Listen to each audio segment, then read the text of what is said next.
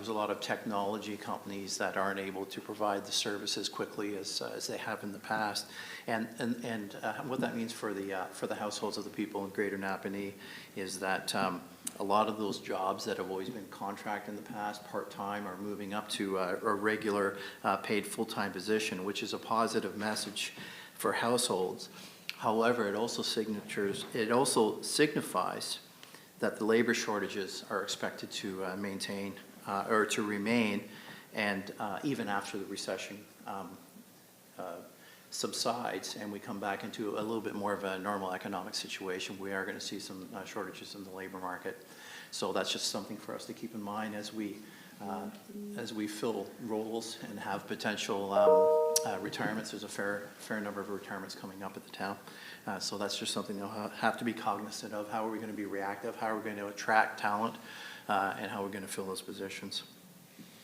As far as cash flow goes, RBC reported that after the pandemic, there was actually a 30% increase in spending as well as overnight deposits. However, that wasn't equal across the board. While we saw people putting away more in savings and spending more, we also saw bigger lineups in food bank visits,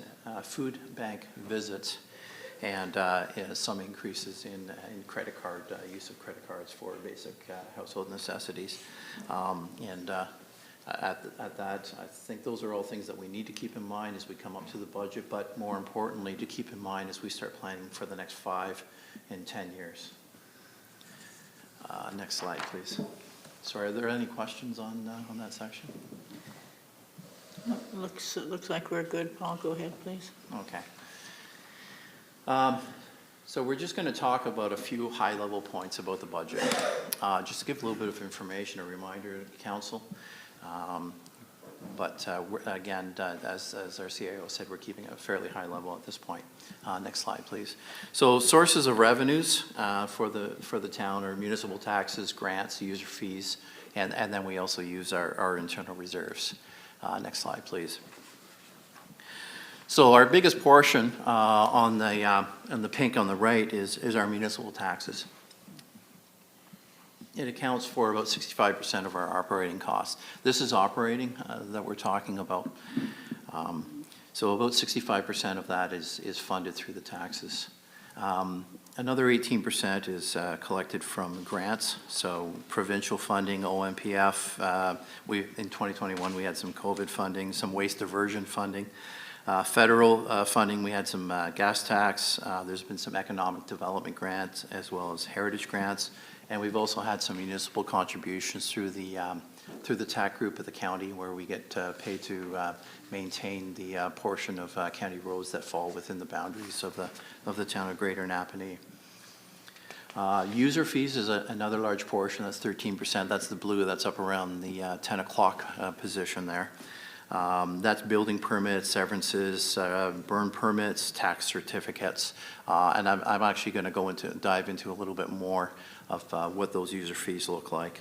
And then the last 5% is made up of recovered costs. So we do get some money back for some of those costs that we do put out, and we also use some of our reserves within our operating budget that accounts for about 2%. Next slide. So the user fees that account for 13% of our overall expenditures, and 2022's tax rate was $13.7 million. The overall expenses were closer to $27 million. Just for a reminder, that's all of our expenses minus all of our grants, minus all of those transfers, the OMPF, minus all of our service fees. That brings us down, when we bring all the available revenues to go against the expenses, we end up with $13.7 million left over, and that's how we determine what the tax levy is going to be. So back onto user fee revenues. It's hard to see the writing there, but those three large pieces from left to right are solid waste fees, so that would be the bag tags, as well as some other fees that we collect within that. Recreation and facilities is the next one to that, and then development services. And at a much smaller, those are all over $700,000 each. And then the smaller portions would be some fees that we collect through roads, cemeteries, protective services, bylaw, clerk, and then some other miscellaneous service fees through the administration department. Next slide. Any question on the user fees from council? Okay, thank you. This slide is just a reminder of what it looks like on the summary when you go to the webpage and what we discussed last year with the budget that we passed in December of 2021 for 2022. And this is kind of broken out by departments, and this is net revenue based on all of the expenses minus the revenues that come in through those various departments. General government is a negative because we have to put some of those large chunks like the OMPF somewhere, so we put it in there. There are expenses there. It's not general government producing straight revenues, but there are some large chunks of revenues that do come in through some grants and that. So that's where we arrive at that $13.7 million that we published on the website. Next slide. Now, budgeted expenses.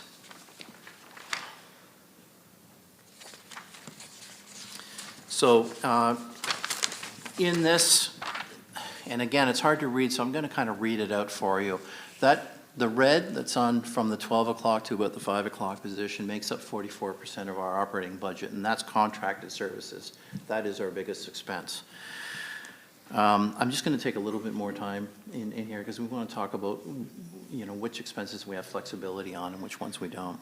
So of that 44%, the biggest, 89% of that is made up through OPP, waste management, insurance, and conservation authority. So OPP is about $4 million, and that's 46% of that 44. Waste management is another 34%. Insurance is about another 7%, and we'll see that slide coming up that's one that's increasing by a factor of 20%. I know we've experienced a couple of years of 15% increases within insurance, and we've factored in 20% to be able to cover us for 2023, so that's quite large. And then the Conservation Authority at this point have just tacked 2% increase on because they haven't finished their budgets yet, but that's generally where they come in. So of that portion of it, 89% of that big portion of the pie, there is no flexibility. The expenses come in and they are what they are in the short term.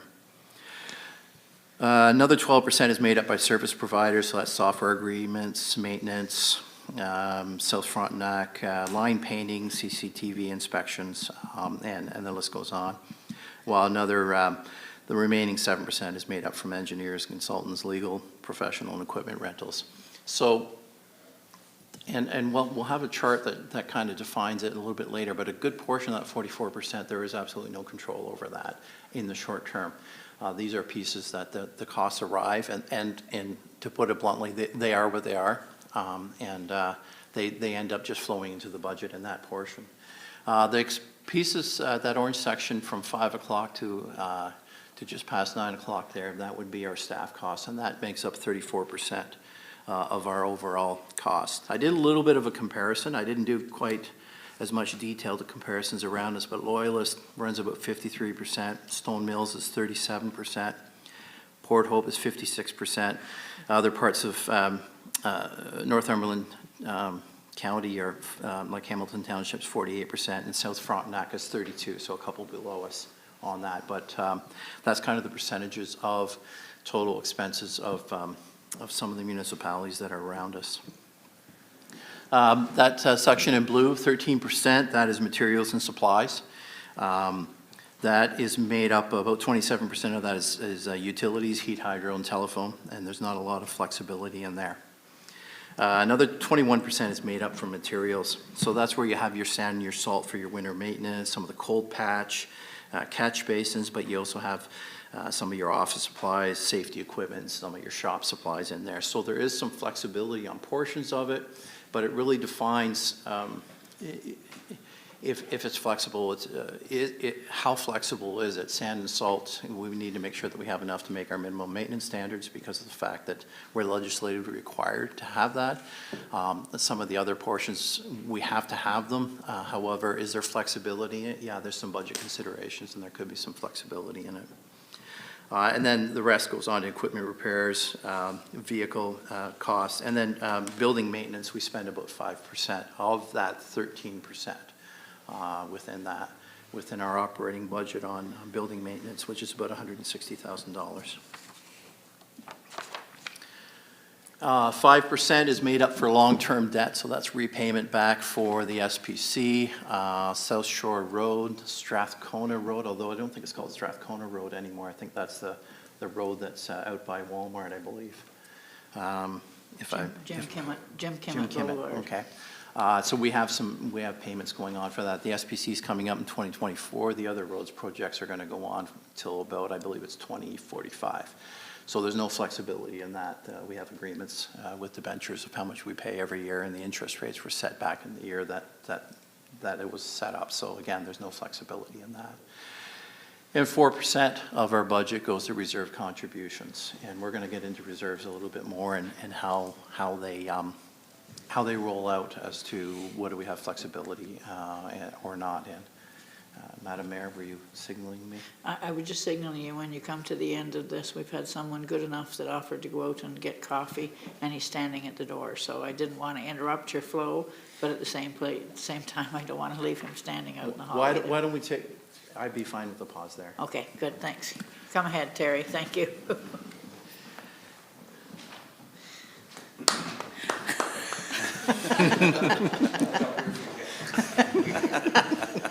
Did you hear what he said?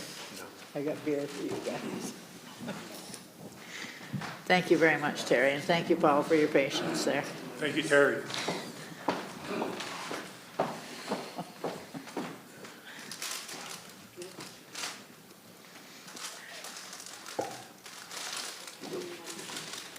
Thank you so much.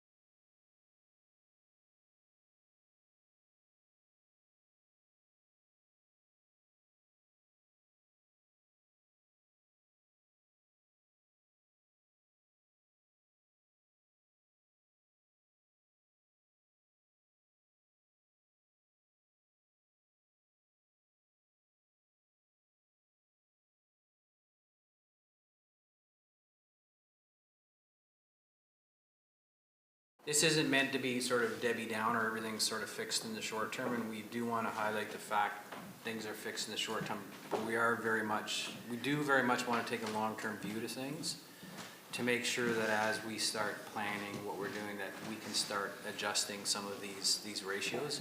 And these ratios are important as we look at, and I go back to some of the issues around building and infrastructure, it's important to take a long-term view of things such that you don't forget about these things that, 10 years later you look back and go, why didn't we do these things? So I just wanted to highlight that, it's not meant to say that you can't change things, but it's meant to say that you have to take a long-term approach to these and do it a bit at a time. Great, thank you. And, sorry, go ahead, Deputy Mayor. Just while we're on that slide, I was wondering if I could ask a question of Mr. Dauber. Certainly. You made a comparison of our staff at 34% versus other municipalities. And while I appreciate the comparison, I also recognize it's not apples to apples, right? Other municipalities offer different levels of services or different levels of contracted services. And so while their percentages may be higher or lower, it's not really a fair comparison to say Port Hope's at 48, we're at 34, we're doing better, because it's not apples to apples. I want to make a comment on that at all? No, you're absolutely correct. It's not apples to apples. As you said, some municipalities want to do more work in-house as opposed to using contracted services, so that may fluctuate. Some municipalities have quite a bit more kilometers of road to look after, so the roads department and the composition of their road staffing might look different to another municipality. But it's really just kind of from a high level to say, we're not out of the ballpark. You know, we're within reason. And that's really all it is just to point that out. Thank you. Thank you. Go ahead, Councillor McCormack. Thank you, Your Worship. Well, I had written down pretty much the same question, and one of the comments was our 34% versus 56%, which, whatever municipality that was. Port Hope. Okay, so their contracted services compared to our 44% would be substantially less. Potentially, it could be. And does Port Hope have their own police force? Within the boundaries of the town of Port Hope, they do. Outside, which makes up the greater area of Port Hope, they contract OPP, so it's a split. All right, so that possibly would have a fair impact on the numbers.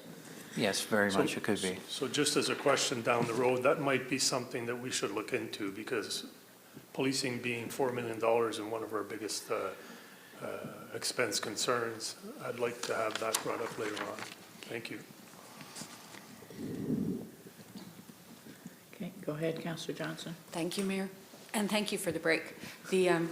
Paul, could you just, for everyone that's watching, before we go into the budget numbers, or percentages, I should say, it's percentages on the next screen, of the taxes collected, which percentage does the town have to work with? Which percentage goes to education tax, and which percentage goes to the county? Because we clearly don't get the whole pot. No, you're right, and I should have actually grabbed those numbers, but it's in the area, we keep about 46%, and then about another 44% goes to the county, and then the rest goes to education. Education somewhere in and around 12%, and I haven't added those numbers up, but it's roughly in that kind of a split where we don't keep half of it, but it's more than a third. Yeah. Thank you. Okay, next slide, please. So when we talk about how much flexibility is there, and I'm going to harp on contracted services for a little bit, it's 44% of the budget, which we talked about before. There are those pieces that made up 89% of that they're in the short term, until we look at a longer term focus, start talking about contracts down the road, start talking about what are the large changes we're going to make. In the short term, a good portion of those costs are fixed or are very inflexible. Of the other pieces that are, in order to kind of give council an idea, we took split half of them. Let's say half of them have flexibility and half don't. Obviously, we can't get rid of sand and salt. But we might be able to cut down on our office supplies and some others. So we said, well, let's say we have some flexibility with half of that portion. So of that, 38% is fixed in the short term, and then there's some flexibility with the remainder of the 6% in that. And again, we have flexibility with about half of that. Staff costs at this point, there's not a lot of flexibility in the short term, but again, with a long-term focus, that's something that we can look at. Materials and supplies, we went over that a little bit, 13% of the budget. 10% of it is really, there's not a lot we can do, specifically when we talk about the utilities, again, in the short term, without having a long-term focus. So that leaves about 3%, which does have some flexibility. Long-term debt, at this point, the debt that we currently have, there is no flexibility in that. That just continues on. The reserve contributions at this point, a lot of those reserve contributions, we'll talk about that a little bit later, are pieces that we might not want to put into. You know, is it necessary to put aside an election reserve for 2026? Well, no, it's not necessary, but it's good practice to do it so that the ratepayers aren't hit up with a large increase in 2026. So we kind of look at it that way and say at this point, all of those pieces that we are putting away into reserve contributions all have a specific purpose and guard us against larger inflation or larger increases down the road. So if we look at it within that context, we look at about 90% of the budget being in the short term fairly inflexible, and about 10% or 9% actually here really has some flexibility to it. So that does bring up a bit of a proportion of what we can do in the short term. Are there any questions on that section at all? I don't see any, Paul, so go ahead. Okay. please. So we'll move on to reserves. So reserves, I'm just going to explain a little bit. I know I've talked about this with council before, but I've talked about a lot of things with council before, so I'll just give a quick refresher. So we have two types of reserves, the reserves and there's reserve funds. Reserve funds have two pieces within them. There's obligatory, meaning they're very specific, and that generally tends to be your development charges and your impost fees, and how they're used is very prescriptive and actually has legislation behind it. And then there's discretionary reserve funds. The big distinction between reserve funds and reserves is that reserve funds, when they're invested or however they're kept, all the interest that's associated with them stays within it. With the reserves, the interest that is made from those investments we're able to actually use that within the operating budget. So that's one of the big distinctors between the two. So at the end of 2021, we had roughly about 27 million in reserves. I'm going to just flip to the next slide because I think it provides a better visual presentation.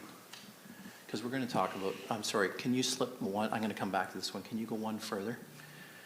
Great, thanks. So that red area up from 12 o'clock to 3 o'clock, that's our obligatory reserve funds. That's our development charges, and again, it's very prescriptive of how we can use that. If we needed to replace, for example, a 6 centimeter, and again, I might get this wrong technically, if we're gonna replace a 6 centimeter pipe because we have more growth, and we're gonna replace it with an 8 centimeter pipe, the difference in cost between the 6 and the 8, we can use development charges for. We can't use development charges to replace the portion that would be attributed to the 6. Same with a fire truck. If we were to go for a larger fire truck, the difference between because of growth, the difference between the two, we can use development charges for. If we added a bay to the fire department, we could use the whole thing for development charges if it's associated with growth. So there are some factors that we can use that within some of our capital replacement, but it's very, very prescriptive. So that takes up 25% of our reserve balances. The next one from 3 o'clock to about 4 o'clock, orange, that's our working reserves. That's council has some discretion over that and exactly how that's used. Right now that's in around about $4 million of that, of which $1 million is ear tagged for the centralized admin building.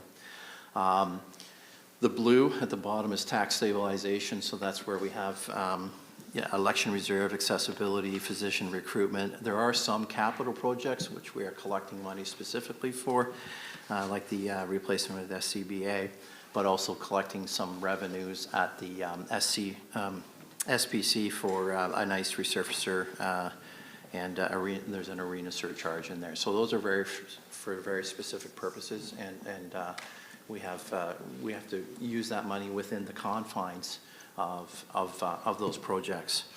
The next one from about 7 o'clock to 8 o'clock, that's red, that's project specific. That's not a real technical term, that's just kind of what I'm calling it, because we have the proceeds from the Public Utilities Commission when it was sold back in 2002, 2003, and that was dedicated to an investment. So we do step laddering of GICs. In order to produce some revenues that we can then pump into the operating to help to offset some of the costs for the debenture of the SPC. That'll be coming up in April of 2024, and then it's about a $3.5 million balance. So move over into the working reserve. So there will be some more flexibility with that later on. And then that big brown portion, 31% from about 8 o'clock to 12. That's the discretionary reserve funds. And at Greater Napanee, that's a fund that's put aside for a fairly specific purpose, and that's really utilities based. So that's our water capital reserves for future capital work. So that's very specific. It can be used within capital projects of the utilities department. When a roads project comes up and the portion that would be associated with water and sewage, could be used for that, but it specifically has to remain within that because that's the water rates that are paying for that instead of the taxpayers. So at this point, right now, in 2022, there's about 16% of the reserve balances that have some flexibility, and council has some ability to be able to use that within upcoming budgets. Are there any questions on that? Go ahead, Councillor Pennell. Thank you, Madam Mayor, through you to Paul. Could you, you kind of said it a little bit fast, and I appreciate this. Could you just clarify again, once again, about the discretionary funds about for the utilities, how it is not the taxpayer paying it, but it comes from the utility, the water sales? Because I've had a few questions on this. How is the rural people paying for that reserve? Okay, so a portion of the water bill comes out is for the day-to-day operating of the facilities, of the water and sewer facilities. There is a capital and maintenance surcharge within that that's collected and is put into those reserves. It's legislatively required as part of the Clean Water Act. We have to develop a 6-year financial plan to show that we are capturing the cost of running the whole water and sewer distribution system, that it's being funded, that we can run it on a daily basis. But not only that, all those projects that are coming up in the future within that 6-year window, that we're actually collecting those funds. So we're required to collect those funds and show that we're fully funded for that. So it comes off the tax bills when residents are, it comes off the water bill. When the residents are paying their water bill, they are contributing to that reserve. So anybody that's not paying a water bill does not contribute to that reserve. That's fantastic. Thank you. Could you go back one slide, please? So this is just kind of a high-level pictorial graph of where we are in our reserve balances. And this is a future outlook. So we're currently using reserves up faster than they're being replaced. The blue line represents our reserves, and in, for example, in 2022, the capital budget included financing from reserves of $3 million. To dive down into a little more detail, $3.6 million of roads work was to be funded by a government funding to the tune of about 1.7 million, but the other 1.9 million was earmarked from reserves. We're not contributing back into those reserves in that same sort of fashion. So that's why you see that downward trend in the blue line. At some point, we're just going to run out, and we're going to find ourselves, again, running short. So then we have to ask ourselves the question, are we going to decrease our capital spending? Or are we going to look at doing a lot of other municipalities have started doing to identify and separate operating from capital, and collecting the capital levy as something on its own in order to make sure that it's fully funded in the future? Or are we going to just stop spending so much money on capital? In order to provide a little bit more context for that, if you could slip a couple slides ahead, please. We're going to talk about the assets. Sorry, were there any questions before I went on to that? Okay, one kind of flows into the other. One more slide, please. So, and I will tie this around, that it will come. Currently, our asset portfolio consists of assets that we've purchased in the amount of $195 million. Our current updated asset management plan shows that it's about $488 million is what our replacement costs are. So, you consider you buy a $100,000 piece of equipment that's good for 10 years. If you want to fund that so that in 10 years you have the money in the bank to be able to replace it, you're not going to fund, 100,000 divided by 10 is $10,000. You're not going to fund that, because in 10 years that piece of equipment is going to be $120,000. So this is kind of where this basis comes from. And then when you start talking about bridges that are good for 50 years or more, and linear infrastructure that's in the ground for 75 to 100 years, when you start looking at replacement costs and the increases of those costs, that's where the distinction comes between the $195 million of what we've actually paid versus $488 million to actually replace all those assets. What that means is that in order to replace that $488 million, we should be looking at putting aside about $15 million. So that's on the right-hand side, you got 11.8, so about 12 million plus the 3. So that's the amount that's recommended to be able to put aside. It doesn't necessarily mean that we should be spending $15 million a year on our capital, but we should be putting that money aside in order to fully fund that capital structure. However, when we talk about the capital spend, it should be more than currently what it is. If you can go to the next slide, please.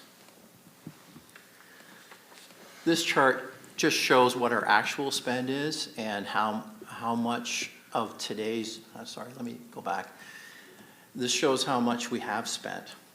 2017, we spent $6 million compared to 5.3 in 2021.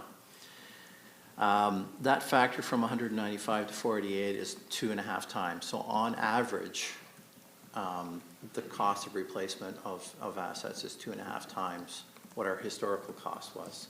Or in this case, we measure how much we're actually using up our assets by using this financial determinant called amortization. So if we look at 2.5 times the amortization, in 2017, we spent $6 million and we replaced assets, but the assets that we actually depreciated or wrote off that we're no longer using, in today's dollar of value for that replacement would be $10.8 million. And as you see, as you go across the chart, the assets that we're disposing of are greater than the actual dollars that we are currently pouring into our asset portfolio. This is not, and that as you look at it, it looks quite dire. But the fact is, this is the same across the province. 444 municipalities in Ontario, and this is the same story with 444 municipalities. At one point, the province owned about 80% of the assets, and the feds also owned a portion of it, and a lot of them got downloaded to the municipalities, so now we have to look after them going forward. So this is a constant story going across the various municipalities. However, we need to look at long-term plans as to how are we going to fund this, how are we going to change this, how we're going to make sure that we do look after our assets, and that's a discussion for long-term.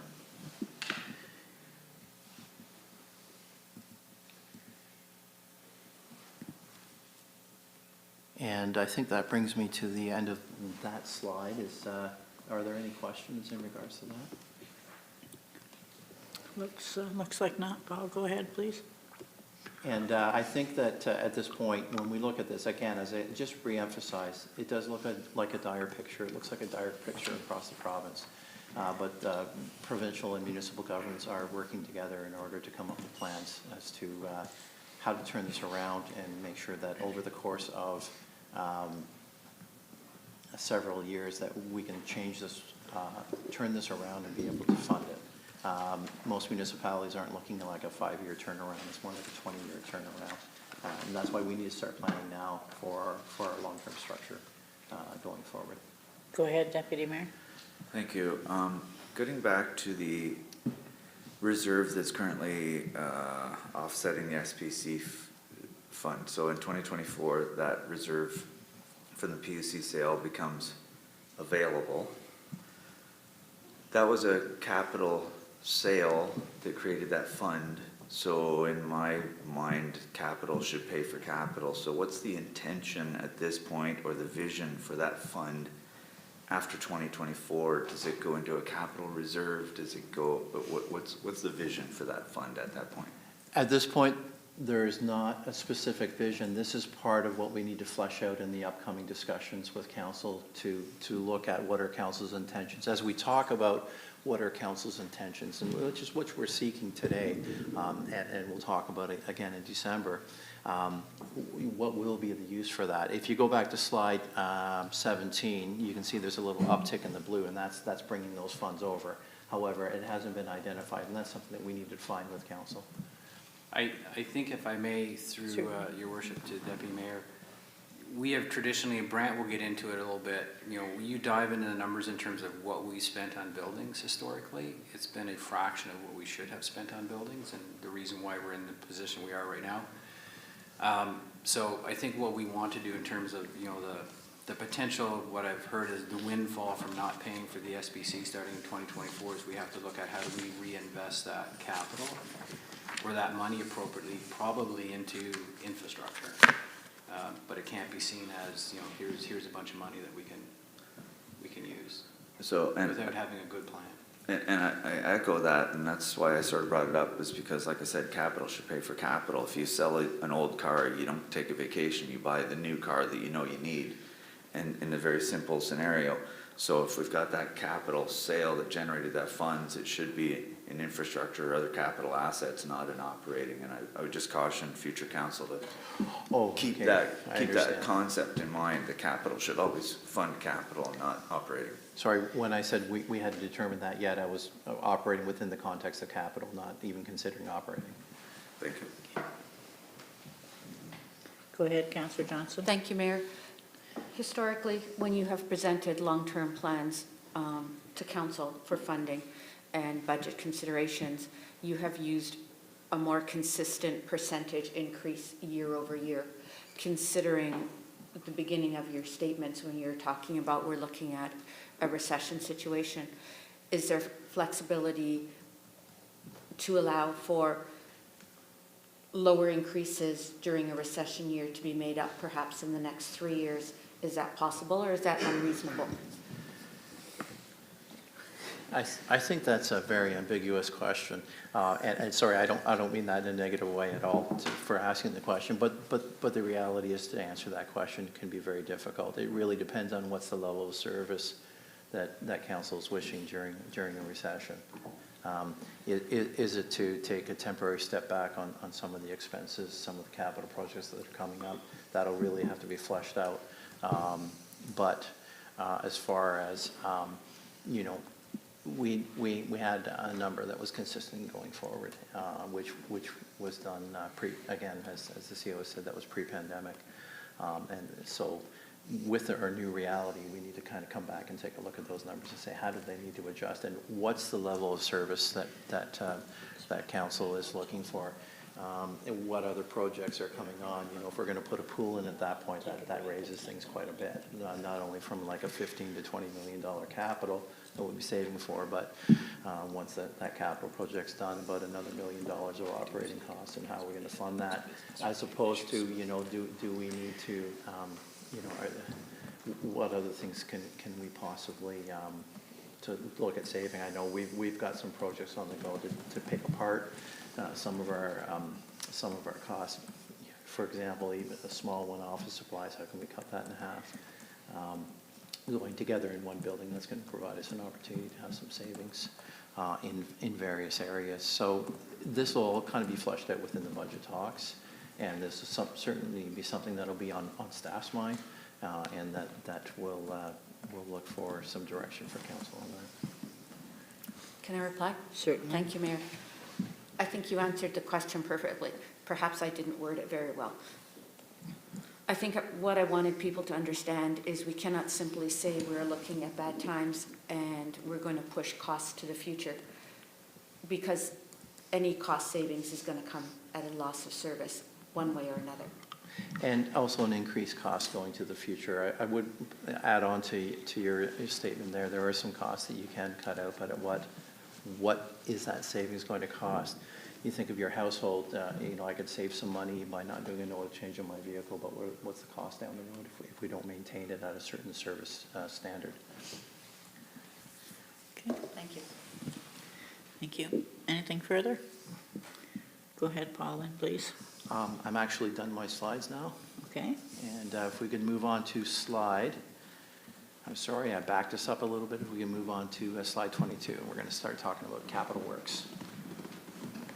Jeff, so if Jeff, I think there's 6 slides in here, and these are meant as sort of a general overview in terms of, you know, some of the stuff that tends to be very important to council, roads and bridges and transportation networks. So Jeff, please. Through your worship. Yes, so as we presented in the slides here, it's just an overview of I guess we'll look at the how these numbers were derived. I was looking at the life cycle costs of the roads, the life cycle replacement costs and maintenance costs. So if you look like how Paul described in the pie chart here from say 12 o'clock around to 10, it's our biggest one is roads, and that $3 million, that's derived of our paved roads and our surface treated roads and our granular roads. And the life cycle, the replacement costs of our paved roads, the upkeep of that throughout its life cycle, the surface treated roads, when we have to go in and do the maintenance of the single surface applications throughout the 30-year life cycle of that road, that's all in there. And another thing to touch on right off the bat is that this is formulated on the roads we have today to replace them and maintain the roads as they are today. This isn't to upgrade, to make better. This is to keep at the same standard we are today. Sidewalks in there, the 230, that's just linear kilometers of sidewalks in the life cycle of the sidewalks and the replacement costs. Bridges are a little bit different, the way they look at them. Use an analogy for that. Bridges are kind of like your old car. The more care you put into them, you can extend their life cycles out. And we do an OSIMS report. It's legislated every 2 years. A structural engineer will review our bridges and give us a bridge report for either replacement or rehab techniques to put towards these bridges. If we move on to the next slide. So the total there just comes up to maintain our linear infrastructure as is today. If we go roads by classification, this is just the roads portion of that pie chart broken down. So paved roads would, if we invested on average roughly $2 million annually, and that there's ebbs and flows in that. This year that works out for paved roads. We have 70 kilometers of paved roads. If we replace 3 kilometers annually, that's what that's based on. This year, depending on where we're working, we might do 1 kilometer this year and want to do 5 kilometers the following year. There's ebbs and flows as that goes through. Double surface treatment, it's the exact same as a single surface treatment. The double surface treatment part of that is year one, day one of a reconstructed surface treated road. And then the single surface treatment part is there's a 30-year lifespan of that surface treated road. Year 6, year 13, and year 20, we're doing, we're intervening or putting an extra surface on those roads to extend their life. Granular roads, that covers the cost for dust control and granular applications and grading and maintaining a gravel road throughout its life cycle.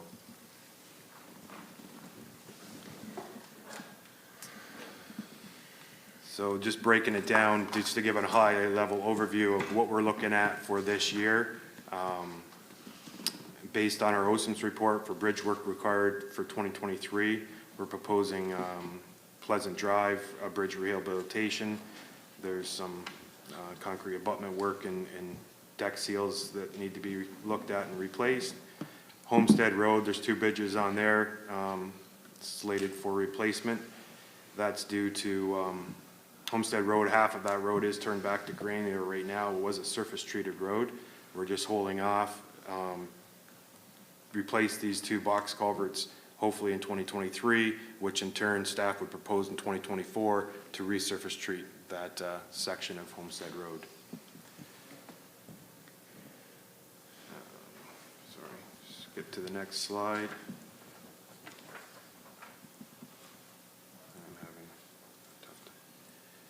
The next slide highlights the recommended single surface treated roads that staff proposes for next year. This here just depicts the maintenance layer of the surface treated road. There is a 30-year life cycle like I explained, and this is just getting in and putting that maintenance layer on to extend that road to its 30-year life cycle.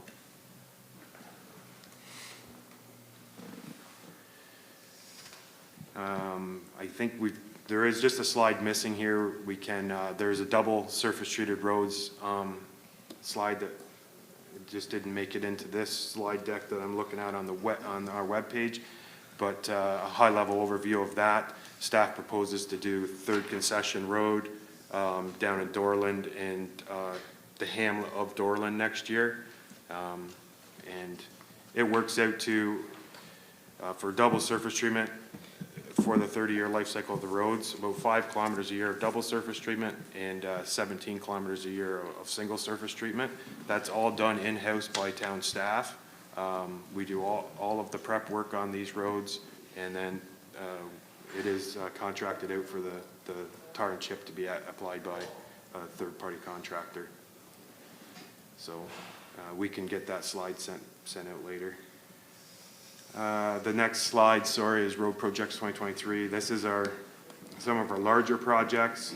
The micro surface on South Shore Road. This is a piece of South Shore Road that wasn't rebuilt back in 2008. It runs up to, well, ends off, it's around County Road 25 to County Road 8, and it goes in through Dorland there as well. So we're proposing, that road is coming to the end of its life cycle and does need to be reconstructed. We're proposing to do a micro surface on there, or it's like a fiber reinforced mat.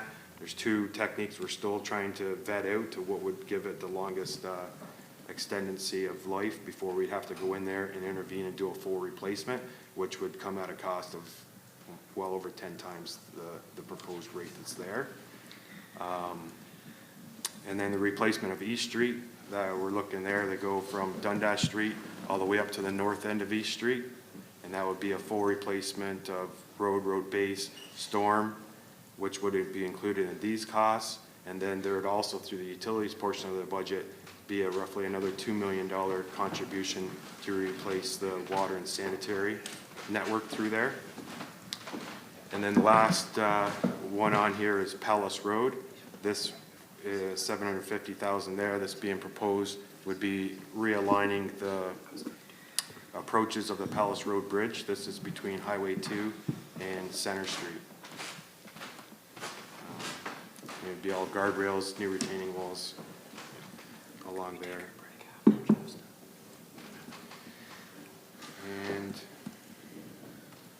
if there's any questions, it was kind of just a quick run through of them, but happy to answer any questions.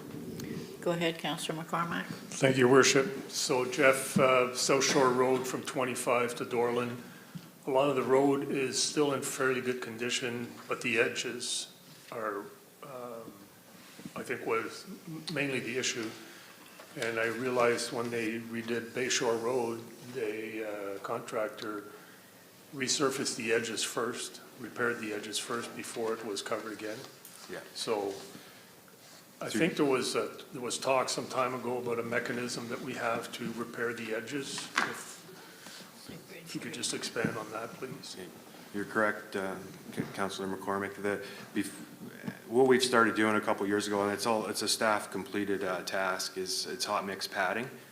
So we have a blade made up on our grader, and we come in and we pad any wheel rutting, edge breakup, if there's low spots from culverts that settled over time, the hot mix pad that in. We're finding some other municipalities have done it in the past, and it's been done in the town in the past a bit.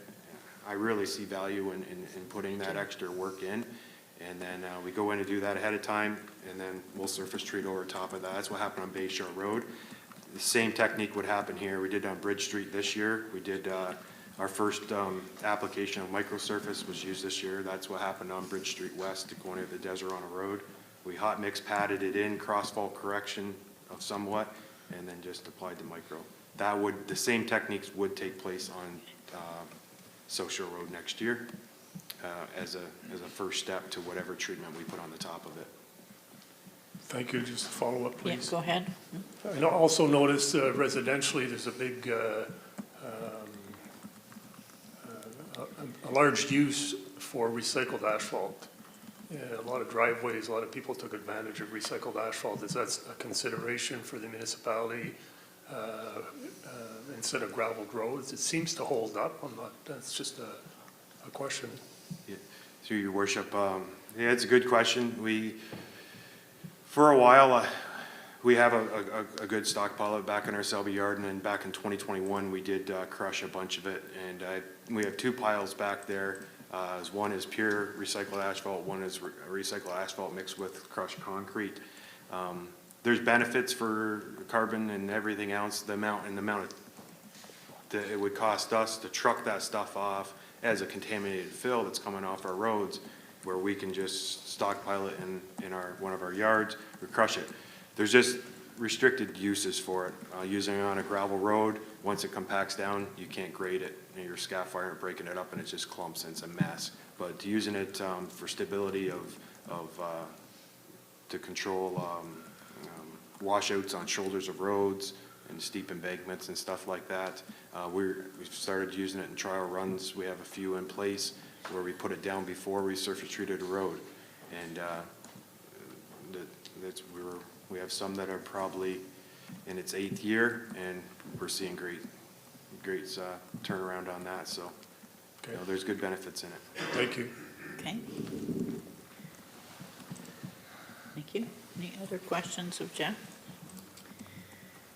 If not, thank you, Jeff. I think we'll take a 10-minute break if we can. Everybody get a chance to stand up. Thank you.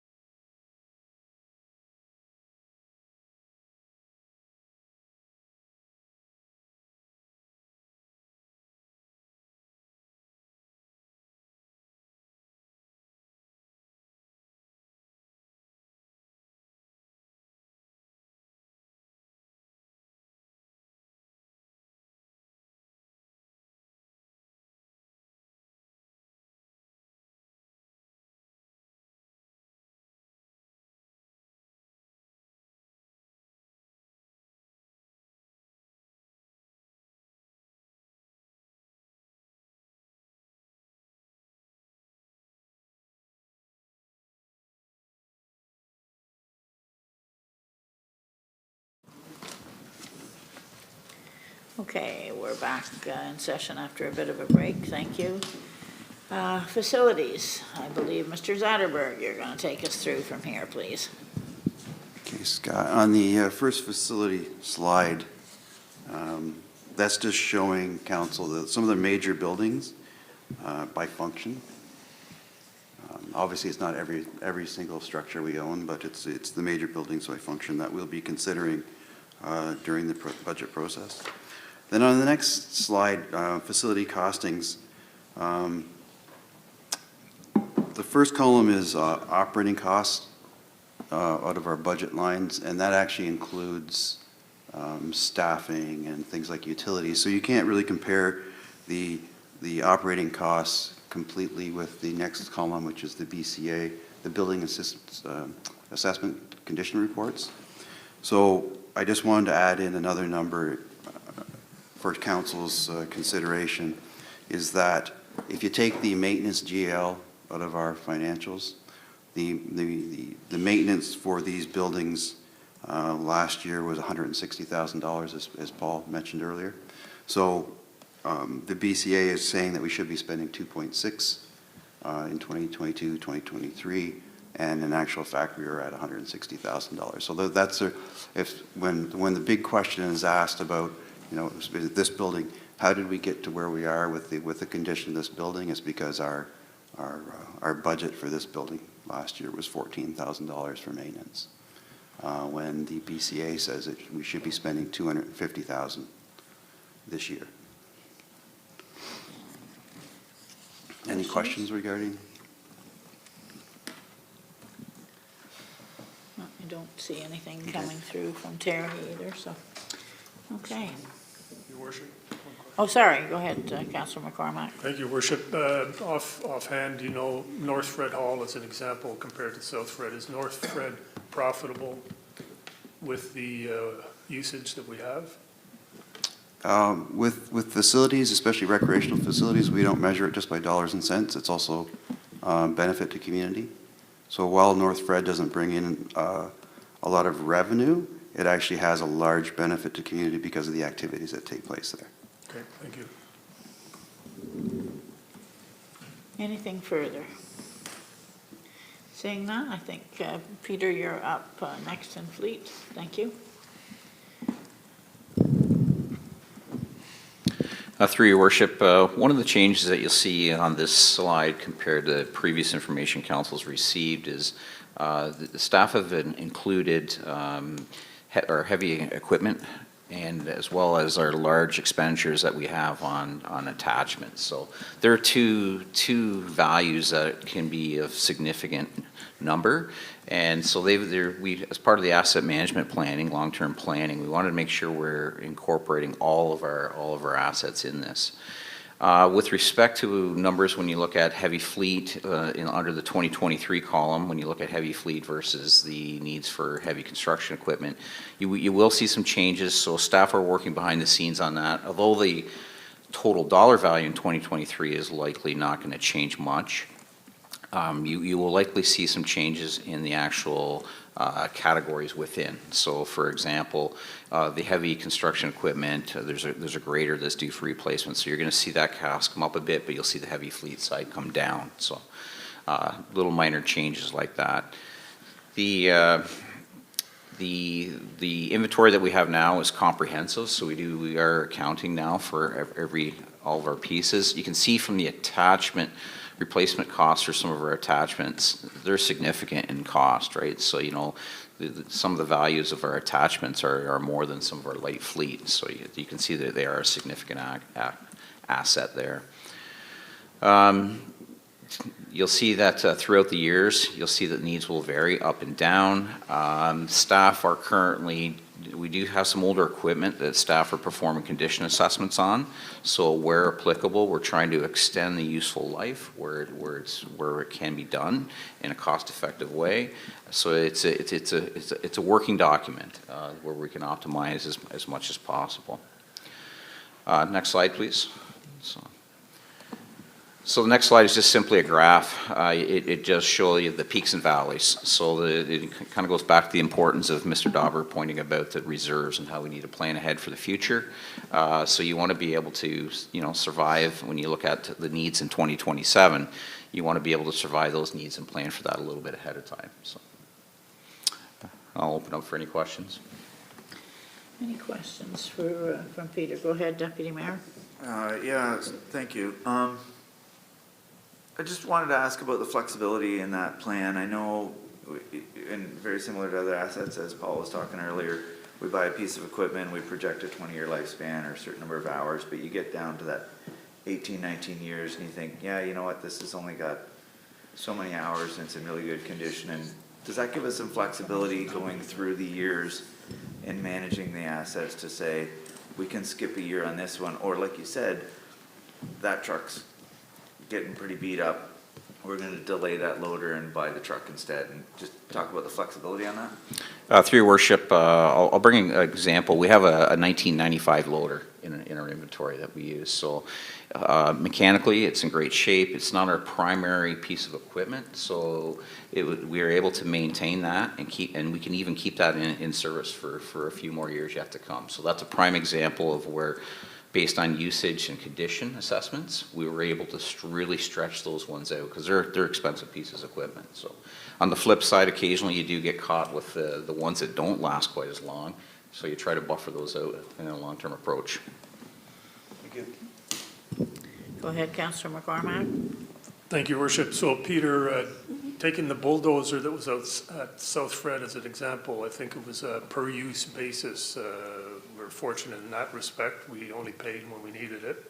And since we've transitioned to enterprise for the light fleet, are there any considerations, or is there anybody out there that offers a similar program for heavy equipment? And at the same time, based on maybe some of the heavy equipment not being used constantly, maybe some stuff sits for a month or 2 months before it's used again, then it's parked? So through your worship, with respect to lease agreements, it really depends on what the piece of equipment is and the availability of it. So some of our, like we have more than one loader. I'll use loaders for example. So there's primary ones that are in use a significant portion of time, and then there's secondary ones that are more seasonally used based on winter maintenance, stuff like that. So as far as leasing versus purchasing, I'm not sure what all models are out there. We are looking at different ways to purchase through a company called Canoe. So it's basically a bulk purchasing. They're a record of a vendor. It's bulk purchasing, so you can get those overall purchase prices down. So that's one thing that we are looking at for the future. Can you just restate the question with respect to the equipment with lower usage, or specifically what you're looking for there? I'm thinking, so right now with the lights being hung on the buildings downtown, they're using the lifts, but the municipality, I believe, we may own one, but we rent lifts, if I'm not correct. Through your worship, so the municipality owns two lifts. So there's a fully electric lift that's dedicated to the SPC that is used downtown at times as well. And then there's a dual fired unit as well. So both those units, the electric one in particular is pretty close to its end of its useful life. Some of them are, depending on what the usage are, right? So the smaller one that's primary for the SPC that needs to be replaced in the very near future, that one has pretty regular use. So it's used for cleaning, maintenance, all kinds of things at the facility itself. The needs for the other one would really depend on long-term intent for the big bright lights, for example. Depending on where that goes in the future would help determine what our needs are, whether a second lift is even required. So. All right, and just because we see many of these lifts parked at different locations and they seem to be there parked for quite a while, not in use, so I'm just wondering if, and I trust that we are, but just to comment that possibly we look into the options of renting when needed, and maybe that's a consideration. Thank you.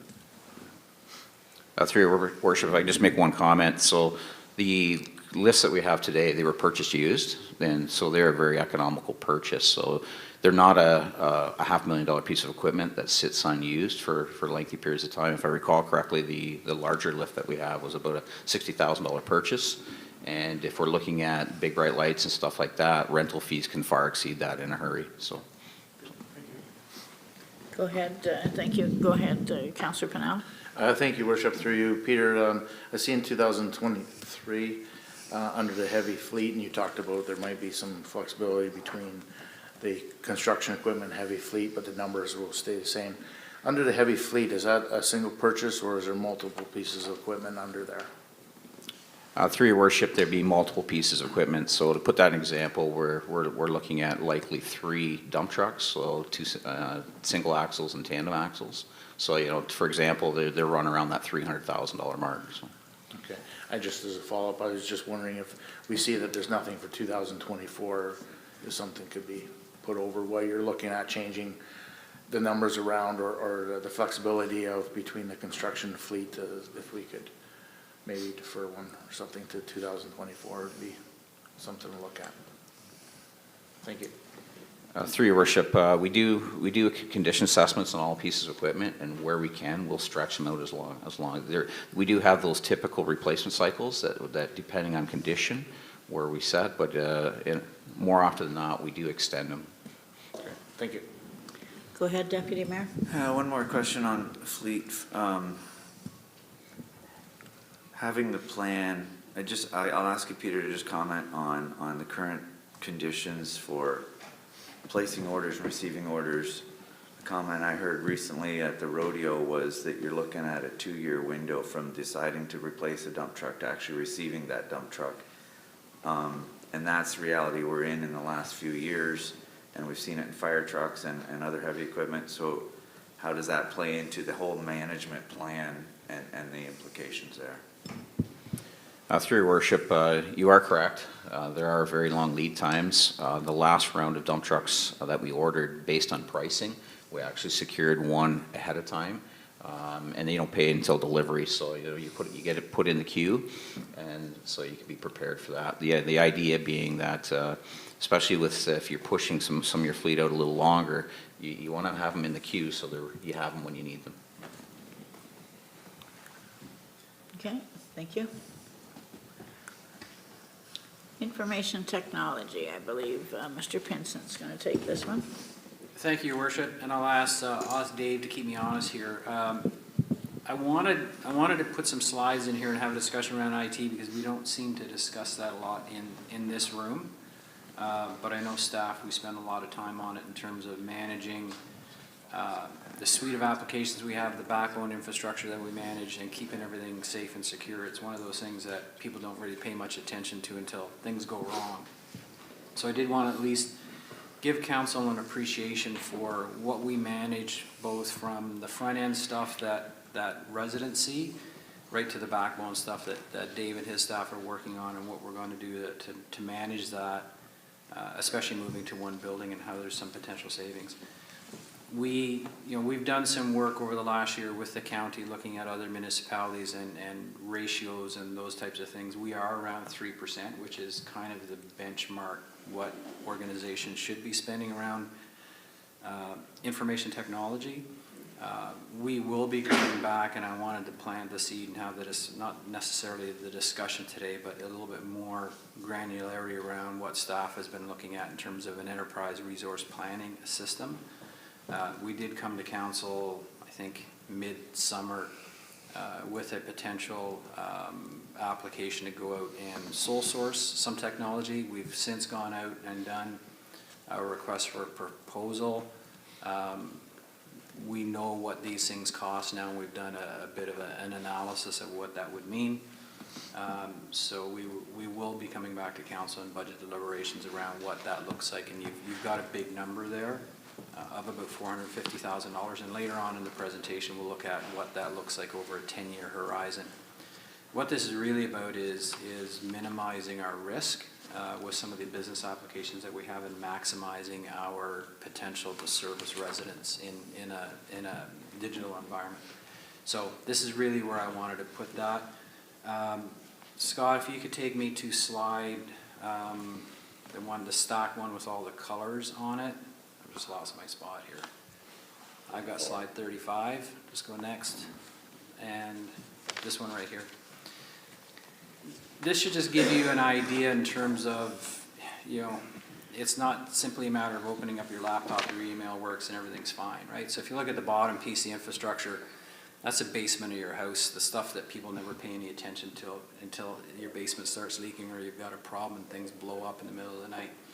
So that's your infrastructure, your business applications, and there's a whole bunch of stuff in there. And if you start looking at the red around what are vulnerable, and a lot of this stuff is related to finance and what those technologies look like moving forward.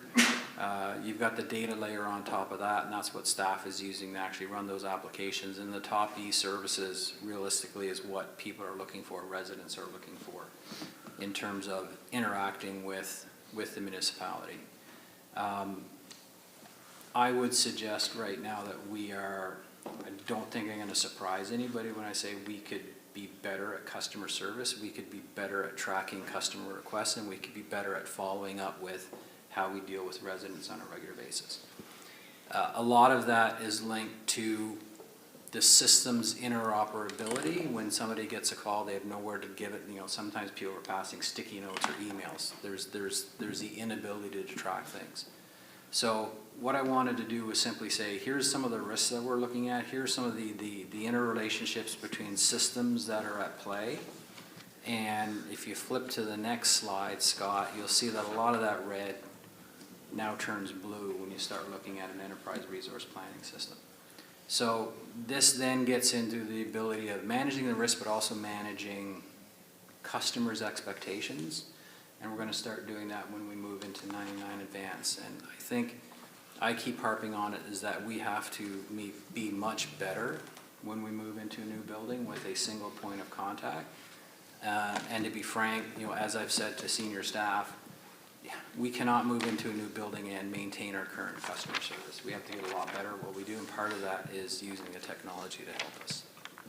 So that's really where I wanted to go with this. I'm not really looking for any, if you want to have some discussion, but it's really informing council probably for the first time, what some of these interrelated systems are. And as much as we look at, this is no different than when you look at infrastructure.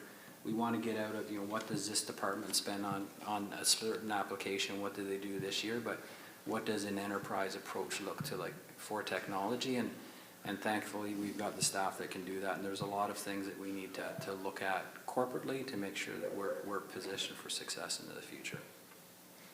So that's a very, very brief overview of this. Half of this stuff is, we could go on forever, and I'm not sure if it's worth it. But at least I wanted to show you the numbers of blocks and moving pieces that we're dealing with to try and provide the appropriate level of service and the appropriate level of security to the municipality. Any questions of Mr. Pinsent or Dave on this presentation? I know it's something that all municipalities are moving forward to, but we still need to be able to deal with people face to face as well, and I don't think that'll ever disappear.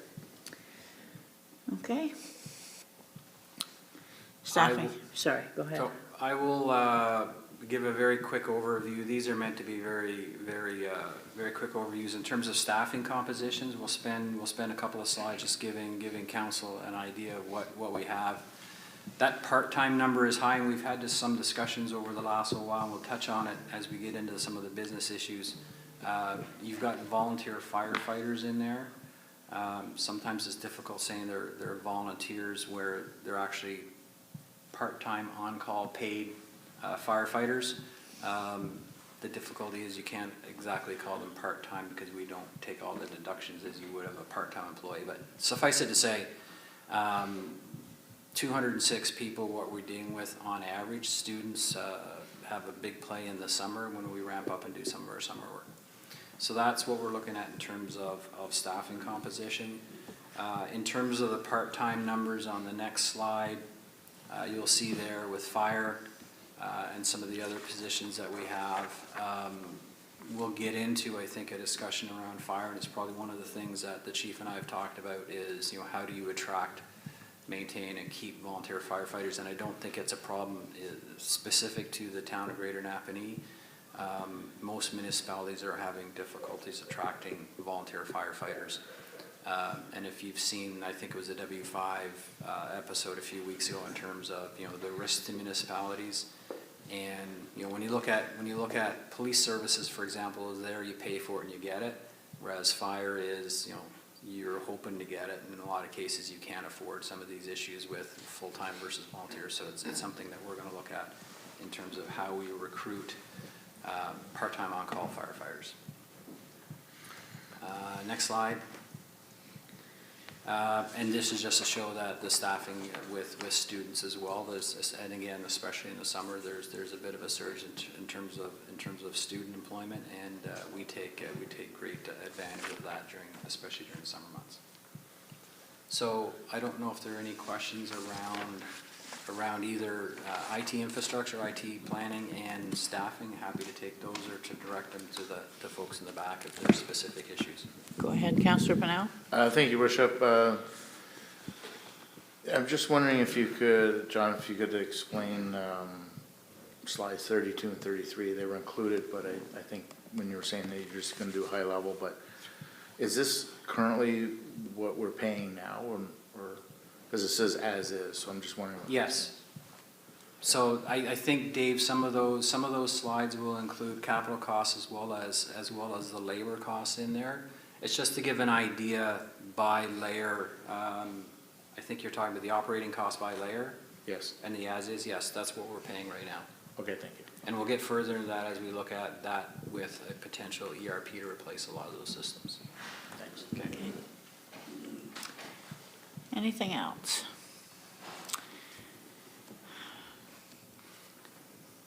Business related. Who's taking this? You? I'll start and hand it off. The first one, and we'll go in the same order, so if you want to bring up that summary slide, Scott, please. The 2.95%.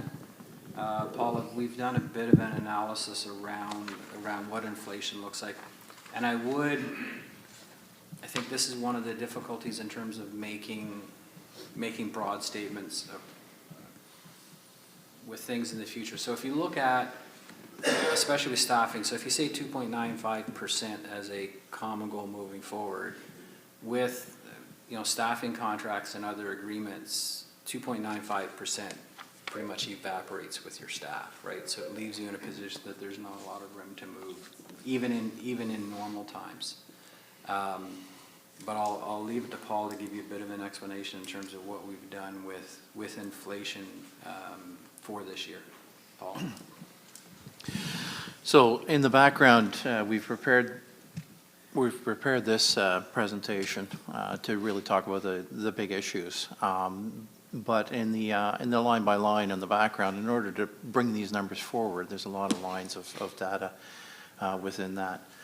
So we have come back to staff and management to say that at this point we're looking at that 2.95 and how are we going to maintain that 2.95. A lot of the pieces have to do with maintaining some continuity from year over year without those inflationary pressures. So within a business unit, some of the pieces are going to go up, like materials, fuel, that sort of thing. They are going to go up because there is no control over that. So then we look at the pieces of what can we control? What are the other pieces that can offset that increase? So as far as maintaining that 2.95%, that's the direction that we're going at this point until we open it up for discussion going forward. But we would like to have that discussion to make sure that this, to present to council what those pressures are and what 2.95 looks like, and then come to council and say, is this still the direction? And because of the fact that it was a good concept when we brought it up back in 2020, because we were first of all, moving away from the 2%, but we were also looking at long term and saying, at this point, if we maintain 2.95%, going forward, we can accomplish these goals. Now, it also wasn't taking into consideration all the shortfalls within capital. But now as we're dealing with the pandemic and a couple of years of really high inflation, to come back and say, if council's direction is to maintain it, we can maintain it, but then we have to look at the service levels and which services are we going to adjust, and is council okay with adjusting those service levels, decreasing them down? Or is this something that we can open back up and maybe come back at that 5-year plan and say, you know, given today's current structure, what's council's direction in order to maintain said prescribed service level, and what does that look like going forward into the next 5 years? And again, as the Bank of Canada does announce next Wednesday, that'll give a good indication, and staff will be watching what happens with that, and as a result of that, then being able to put that information together, come back with a short time within the council meeting on December 13th to give a bit of an update on that, and seek a bit of direction so that we can start putting those numbers together for January as we start to head into some longer budget meetings and start getting into some numbers. So for clarity, Scott, could you just flip to slide 42, please? No, not that one. There should be that one right there. So what we did was we looked at staffing at 3.8%, and we want to make sure that council as well as other people looking understood that you have 3 categories. So you have the non-representative, which there was an agreement to pay, I think, 2.25%, but you also have 2 union agreements in there that are pegged to inflation. So your costs are going up differently within your categories of staff. So it works out to about 3.8%. I think as Paul had mentioned earlier, most municipalities are paying an arm and a leg more for insurance at around a rate of 20%. Waste disposal, I think, is pegged to inflation. And then if you look at other costs, they just peg it to inflation. So what we've done is given you a weighted average of 7.3% inflation. So that's your, if you want to call it your basket of goods for municipalities that are 7.3% heading into 2023. So we just wanted to present this in terms of that's the operating environment in which we're working, with an understanding that, you know, the 2.95 is out there. When you couple that with your limited flexibility in terms of what we presented earlier in terms of fixed costs, there's some interesting decisions to be made into 2023.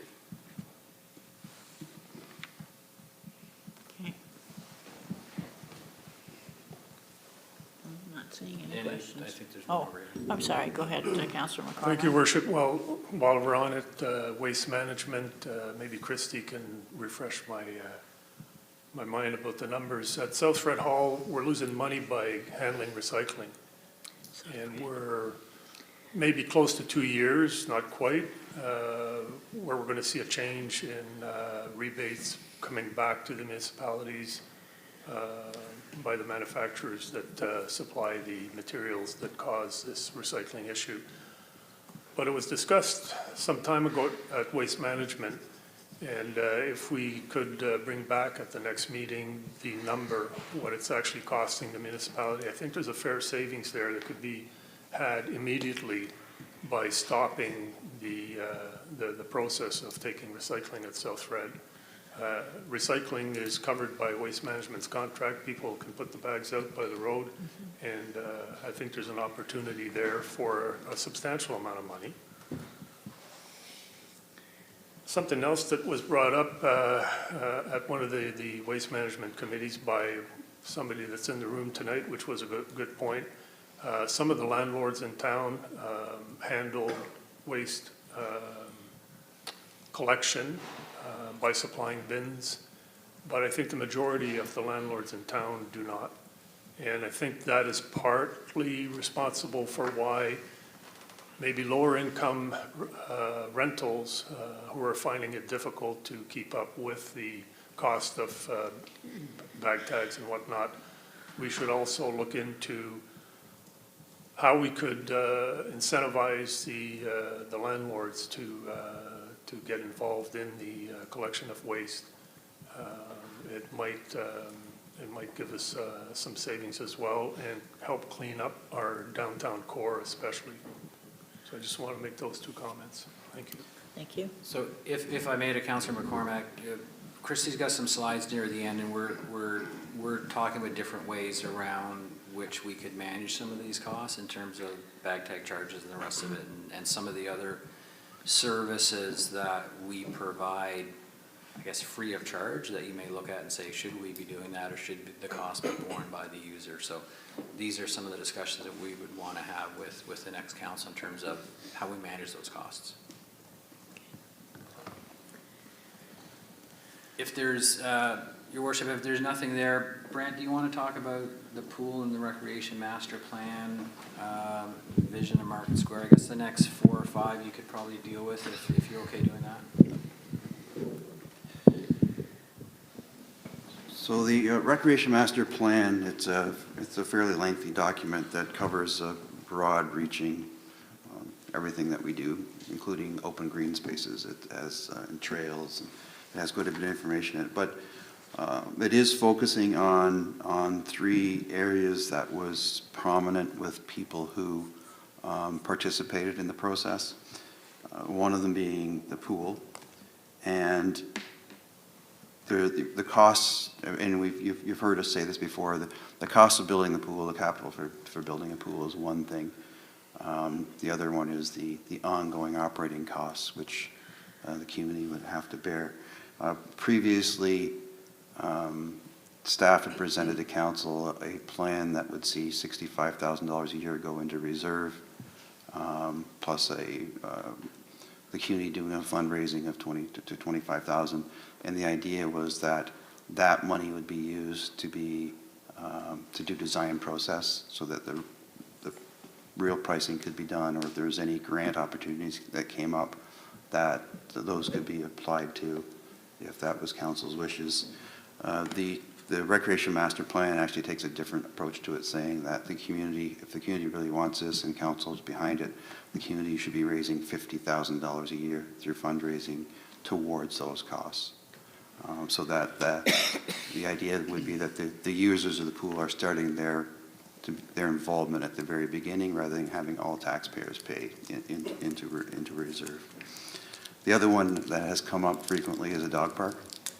The only thing we have to go on with the dog park is that the models of use, quite often they're community driven, so it's not staff running them. There's a group of people that have done the fundraising. There's a group of people that are volunteering to maintain it. It's the community, or the taxpayers, actually then only providing whatever land is available, and then some of the major maintenance pieces. An example we have to go from is 2021. The town of Shelburne did a study on what it was going to cost them to put in a dog park, and it was, fencing, water, benches, shelter. It was $92,000. That was going to cost that community. And then the other one has already been talked about, is the debenture.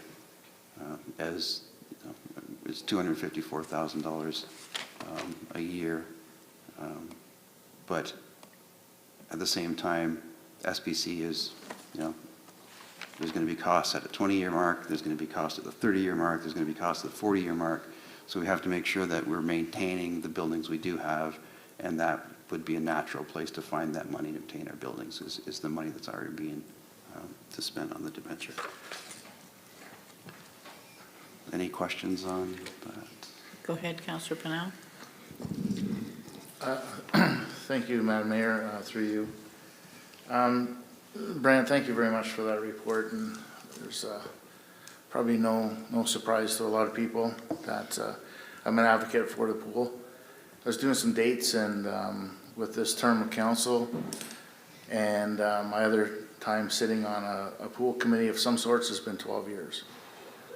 And we still don't have anything. As a matter of fact, we are currently now behind what we did have at one time, where we had a set of plans to put a pool in at Conservation Park, right by the splash pad. So we're actually gone backwards. I think that with the increase of the new subdivisions that we have on the books and what are future on the books, that we're gonna have an increase in residents.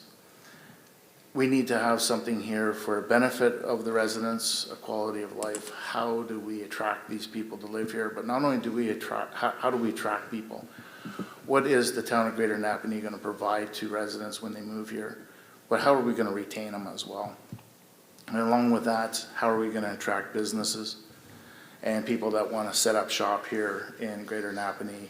And what kind of quality of life are they going to be able to provide for their workers? I think that I've been doing some reading that we could get some drawings set out from development charges. I think that there's a place in there that we can use some monies from there. But after all these years of just spinning around and going in circles, we've had council have been in approval to go forward with this. I think that there is a resolution on the books that we need to clean up with Paul on a line item on the general ledger for fundraising. I think that is there, but we never had a start date or something. I'll need to talk to you a little bit more about that. But council did approve that we should be fundraising and putting monies aside and going out and actively promoting this, as what you just said, about $50,000 a year.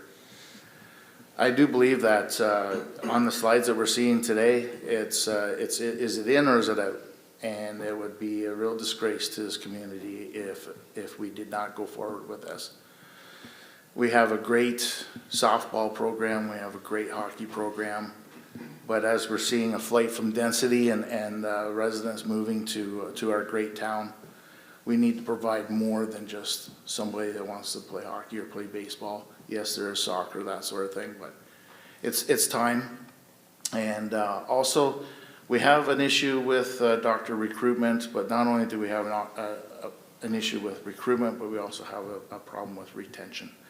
So I'm thinking that, or I'm hoping that a pool would also help out in healthcare as well. So I would love to see the debenture come off the SBC and turn around and put it right towards the pool.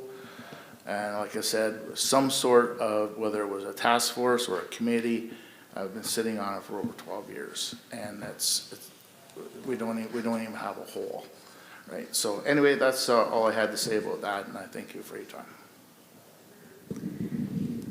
Any other comments? Thank you, Councillor Pennell. Okay. Vision of Market Square. Oh, go ahead, Councillor Johnson. Thank you, Mayor. Just a quick question. With regards to the recreation plan and the numbers that are presented, have they attributed anything to user fees? No. Not a lot of discussion about user fees. There is discussion about citizen participation as far as fundraising, but not on the user fee side. If I may, Mayor? Certainly. We have a significant portion of this community who travel either to Belleville or Amherst View to use the pools there. And we also have a significant portion who already own their own pools and don't feel they should be paying for an additional pool. There is also, it leaves a portion of our community out that doesn't have access to transportation because we don't have public transportation. So when we consider the health of our community as a whole, and also people tend to think of a pool simply as a recreation facility. For many people, it's also part of a physiotherapy program.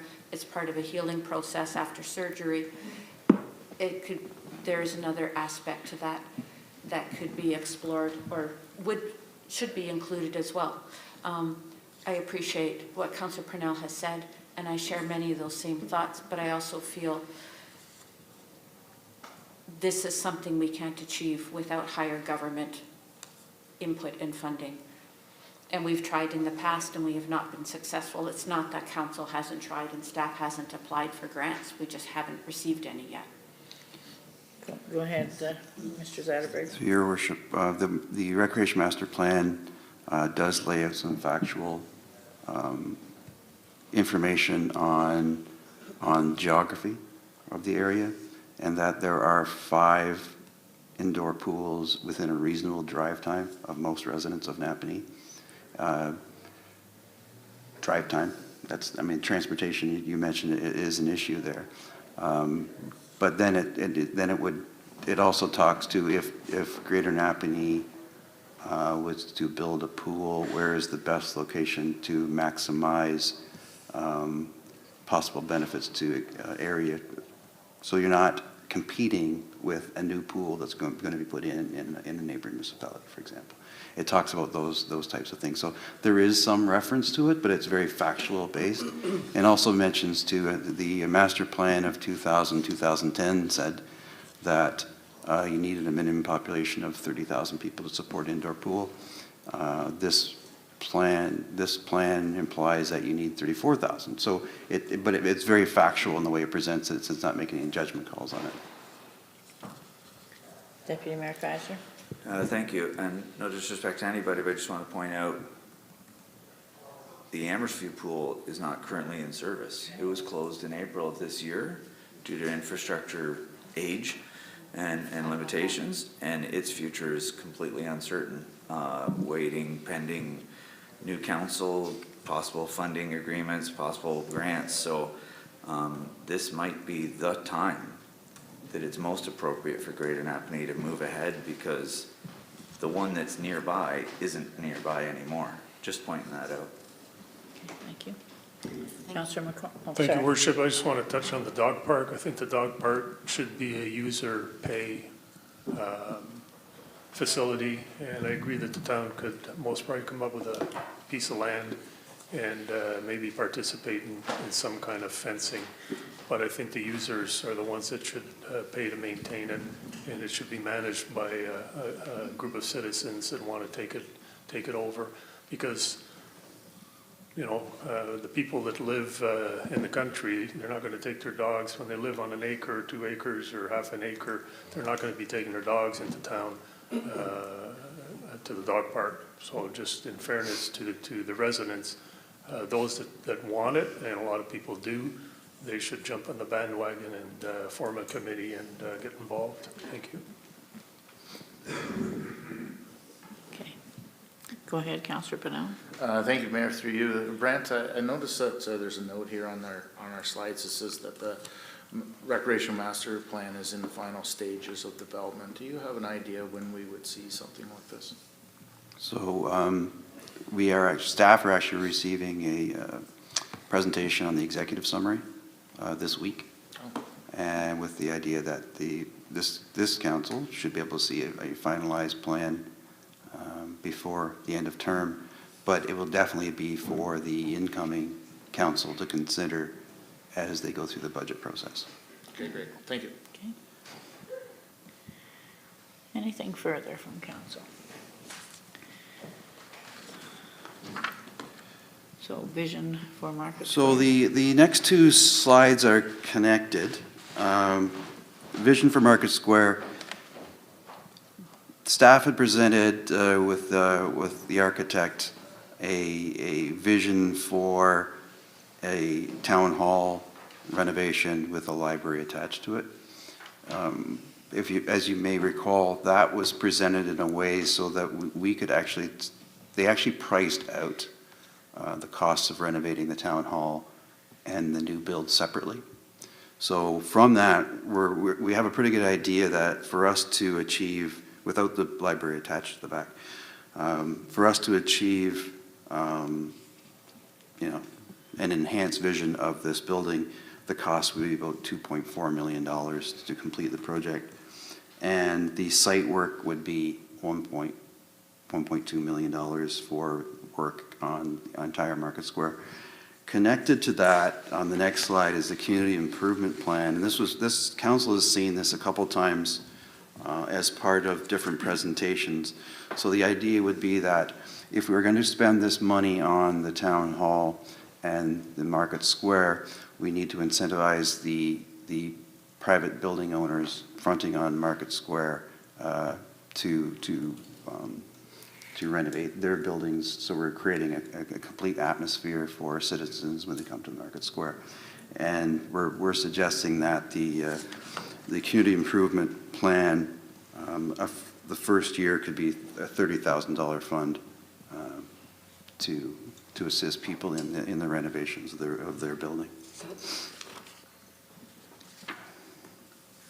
Any questions for either the Market Square vision or, go ahead, Councillor Johnson. Thank you.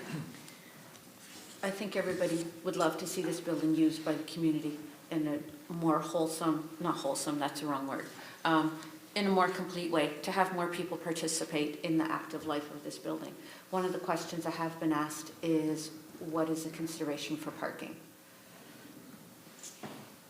Your Worship, so part of, we have identified John Street has an empty lot.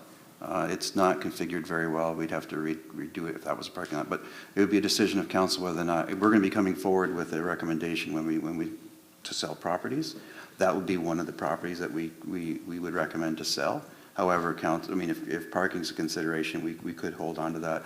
Same as 12 Market Square. We're saying that, you know, there's a better use of 12 Market to actually help fund some of these activities than to hold on to it as a parking lot, is how we would present it, but then that's a decision of the whole that would have to be made.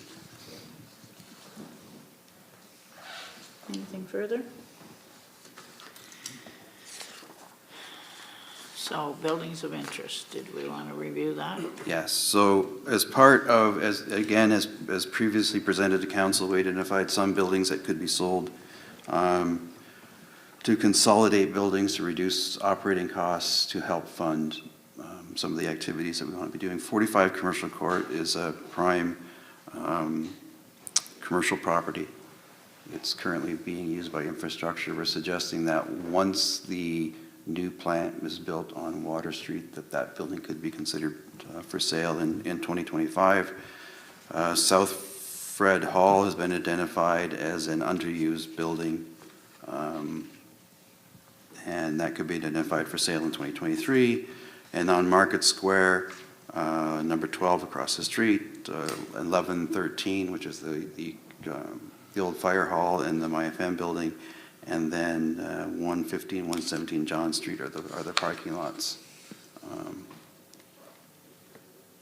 where the former Paisley was located. Any questions? I just have a question, and of course it'll be for the next council to look at. I'm sure that they'll want justification for Selby, and I realize that Roblin is a new hall used for a lot of training and also has a fire department that's attached to it. Is there consideration of looking at Selby Hall, or does it justify its existence? Your Worship, at the time that we present the final report, we will have all the attached activities around those buildings and the usage, the hours of use, and the revenues that they generate. Perfect. And whether or not they're attached to a sports field, which complicates Yeah, it the does. issue. Yeah, okay, thank you. Anything else from council? So we can move on to the estimated ERP cost 10 years. So I'll Sure. tackle that quickly. Before I do that, I just wanted to make sure that we touched on this building post-move. As I alluded to in one of our discussion, one of our thoughts was to make sure we didn't completely abandon this building, so we will be using it potentially as a bit of a staging area for some of our records management and stuff before we move it to 99 Advance or dispose of it. But one of the thoughts we had was to eliminate the office structure downstairs and turn it into one big open space. To Councillor Johnson's point, then it becomes a facility that can be used by the community for community-related events. And we haven't gone any further than that, but it's really to make sure that this building, especially the main floor, gets used as a community facility. Thank you. Just to touch briefly on, and I wanted to put this in here because staff will be coming back as part of the budget 23 deliberations, and whether we do it in 2023 or is in the strategic plan, articulates a lot of the groundwork in 2023 with a potential implementation in 2024 of a municipal ERP system, which would deal with a lot of the things around customer service. We have done some costings, and there's, we have to sharpen our pencils to do this a little bit more. But we would be looking at a 10-year horizon to justify moving away from a bunch of our disparate systems and into one system around an ERP. So that was just to basically put it on the stage that we're still looking at that based on some of the commentary we had from council last time we brought that forward. Mayor, if I may, Certainly. just for people who are listening, if they don't know what an ERP system is, can you define that, please? Thank you very much. Saved me asking the same thing. And ERP is, the exact definition of is Enterprise Resource Planning System. By definition, it is a system which, correct me if I'm wrong, Dave, which deals with all of the functionalities of an enterprise. So it would deal with financial, HR, procurement, asset management, the whole, that's why it's called enterprise. I would suggest a lot of entities would have an enterprise resource planning system and then have other supplementary systems. But what we're trying to do is kludge together a bunch of things that don't necessarily talk well to one another into one that you have one interface to do everything that you need to do in the municipality. Thank you. Thank you. I get that right, Dave? More or less? Okay. You get points. Can I- Certainly, go Just to- ahead, Deputy Mayor. Just to follow up to that, then, just very lightly, Mr. Pinson, the cost increase of that versus current is easily justified on a customer service standpoint? Absolutely. A lot of the things that we want to do right now, we simply can't do. So I would say customer service and risk mitigation, as well as what Dave is looking at. There's some capital things, because a lot of the stuff we would move from physical infrastructure, so you're storing stuff on physical infrastructure in the basement of this building that gets wet when it rains, to actually storing it in the cloud with a Canadian company, so you manage a lot of your risks there. So that's why we want to present it. The cost, at the end of the day, you still have to pay for it, but the savings in terms of risk mitigation and customer service easily take up that, whatever that small number is. But it still is a big pill to swallow initially. Anything further? Waste disposal. Christy, are you tackling this one for us? Thank you. So some things to consider as we work towards the 2023 budget related to waste. Do we want to change any service levels? How do we want to manage the costs associated with the curbside collection as we move forward while working on improving or continuing to improve our waste diversion rates? And do we want to consider other funding models? An example would be looking at different ways to fund our bag tags and our curbside collection program. Some municipalities fund one bag per week through taxation, and then the rest is captured through bag tags. And the idea of starting a long-term reserve fund for enhancing our waste diversion, something like down the road, maybe we want to look at an organics program, or the future of closing and capping that landfill at South Fred, or even the potential of opening a new landfill someday, or a site when that site's no longer active for us. Next slide, please, Scott. The Roblin waste site is currently operating at a loss, as you see. We may wish to consider what the future of that site really looks like. And I just did want to note that all the numbers on the bottom of that table were totals, except for the one under fixed costs. For some reason, that ended up as an average. So the total there was just over 41,000. Next slide.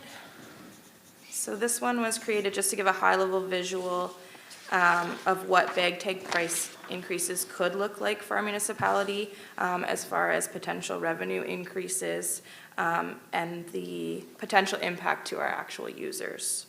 Prior to the issuance of this most recent contract with our waste contractor that began in 2020, council did make a resolution to increase the price per bag tag on a sliding scale to move towards the full cost recovery over that 10-year period. So we may wish to be looking at starting to work towards that.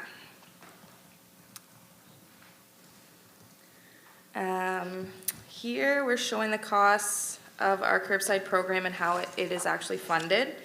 Since that new contract I just mentioned came into place in 2020, majority of it is actually funded from taxation. And Like I said previously, we may just wish to increase our prices to ensure that the revenue is coming from the actual users of the program. And this was mentioned through recent Waste Diversion Committee presentations, so we won't go into detail here, but essentially the leaf and brush collection program is very costly to our municipality and consumes a significant amount of our staff time. So as we would move forward, looking at 2023 budgets and beyond, council may wish to review service levels for programs such as this one. And then lastly, the automated collection was considered during the 2020, I guess it was near the end of 2019 when we were looking at the 2020 contract for curbside collection. There may be efficiencies and potential savings to be had with an automated program like this, and it's just something that council may wish to explore in the coming years as we look towards, you know, kind of reducing some costs and efficiencies that way. Go ahead, Deputy Mayor. Thank you, Your Worship. Getting back to the bag tags and curbside collection, the intent, I think, well, I mean, I was the one who moved it, so my intent was that with increasing the bag tag costs, we were putting the cost on the user, but also incentivizing recycling and waste diversion. But I'm wondering if you have any comments, Christy, on the perception and it may be anecdotal at best, that the number of incidents of dropping, roadside tossing. I know one little road down our way that they have a central box that people are dropping bags in there rather than dealing with them themselves. They're dumping them in somebody's box because it's not attended. Do you have any comments about that sort of activity that's occurring as the cost increases, or the effect that we're going to have in the community by increasing the bag tags, negative effect?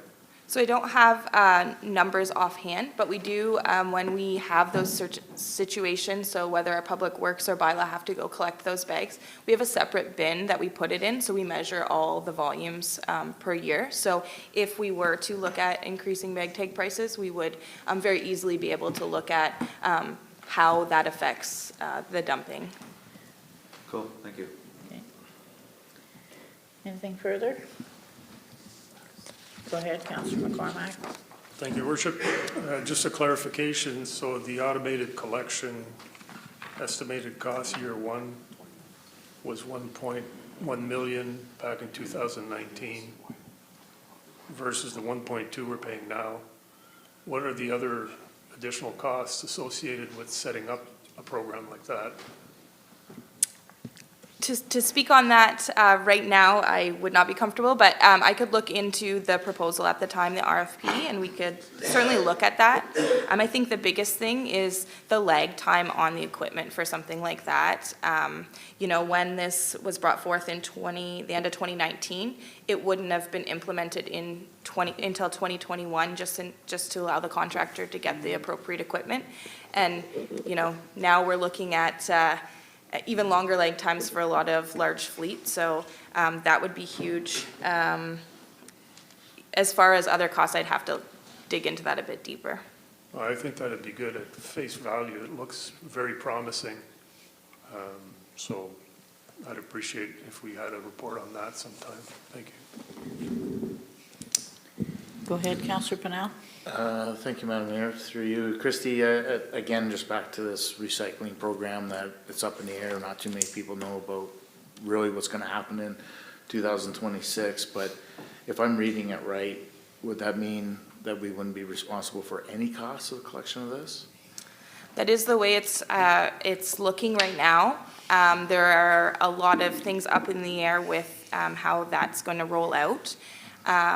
And based on the size of our municipality, we will not be impacted until 2026. Some municipalities are starting as early as next year, so I think it'll be beneficial to us to see kind of how things get ironed out through those other municipalities. But ultimately, the intent of the producer pay program is that as of 2026, all operations and costs associated with just blue box materials will be the responsibility of the producers. So they would then, put out RFPs and start their own contracts for that.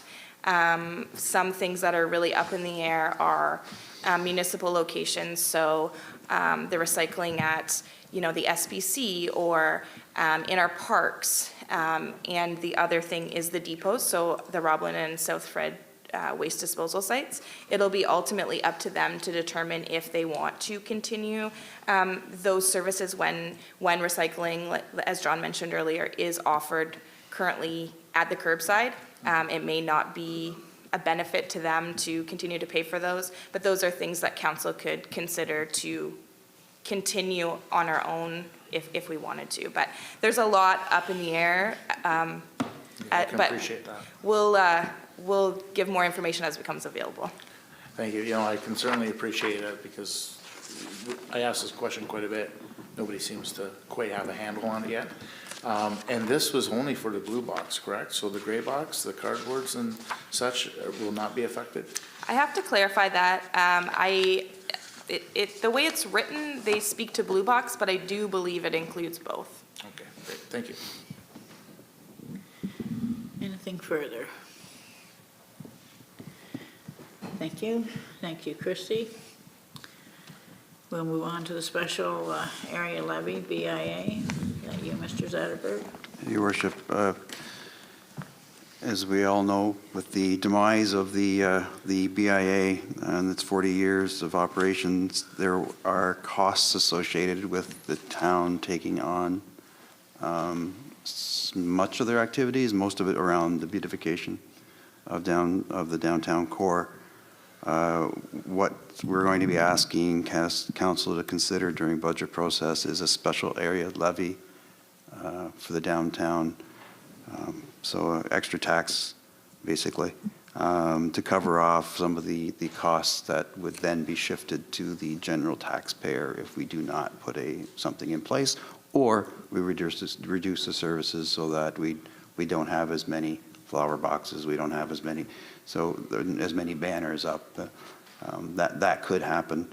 We also recognize that a large portion of the activities of the Bay of Quinte Marketing Board, which this council supports, are to the benefit of the downtown business owners. So that's been identified as something that there could be some cost recovery from the downtown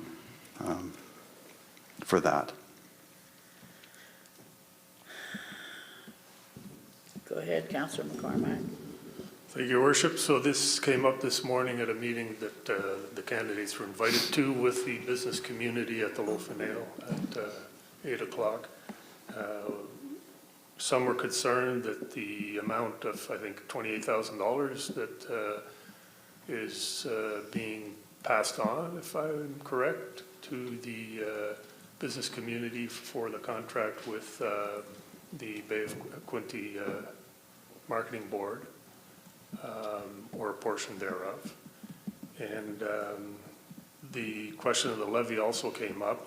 So same as the dog park, to me, it should be paid and borne by the people that use it. And obviously downtown for beautification and marketing and whatnot, they should also bear the cost. But it's very important to get the business owners in town on board, as Councillor Norrie knows too well.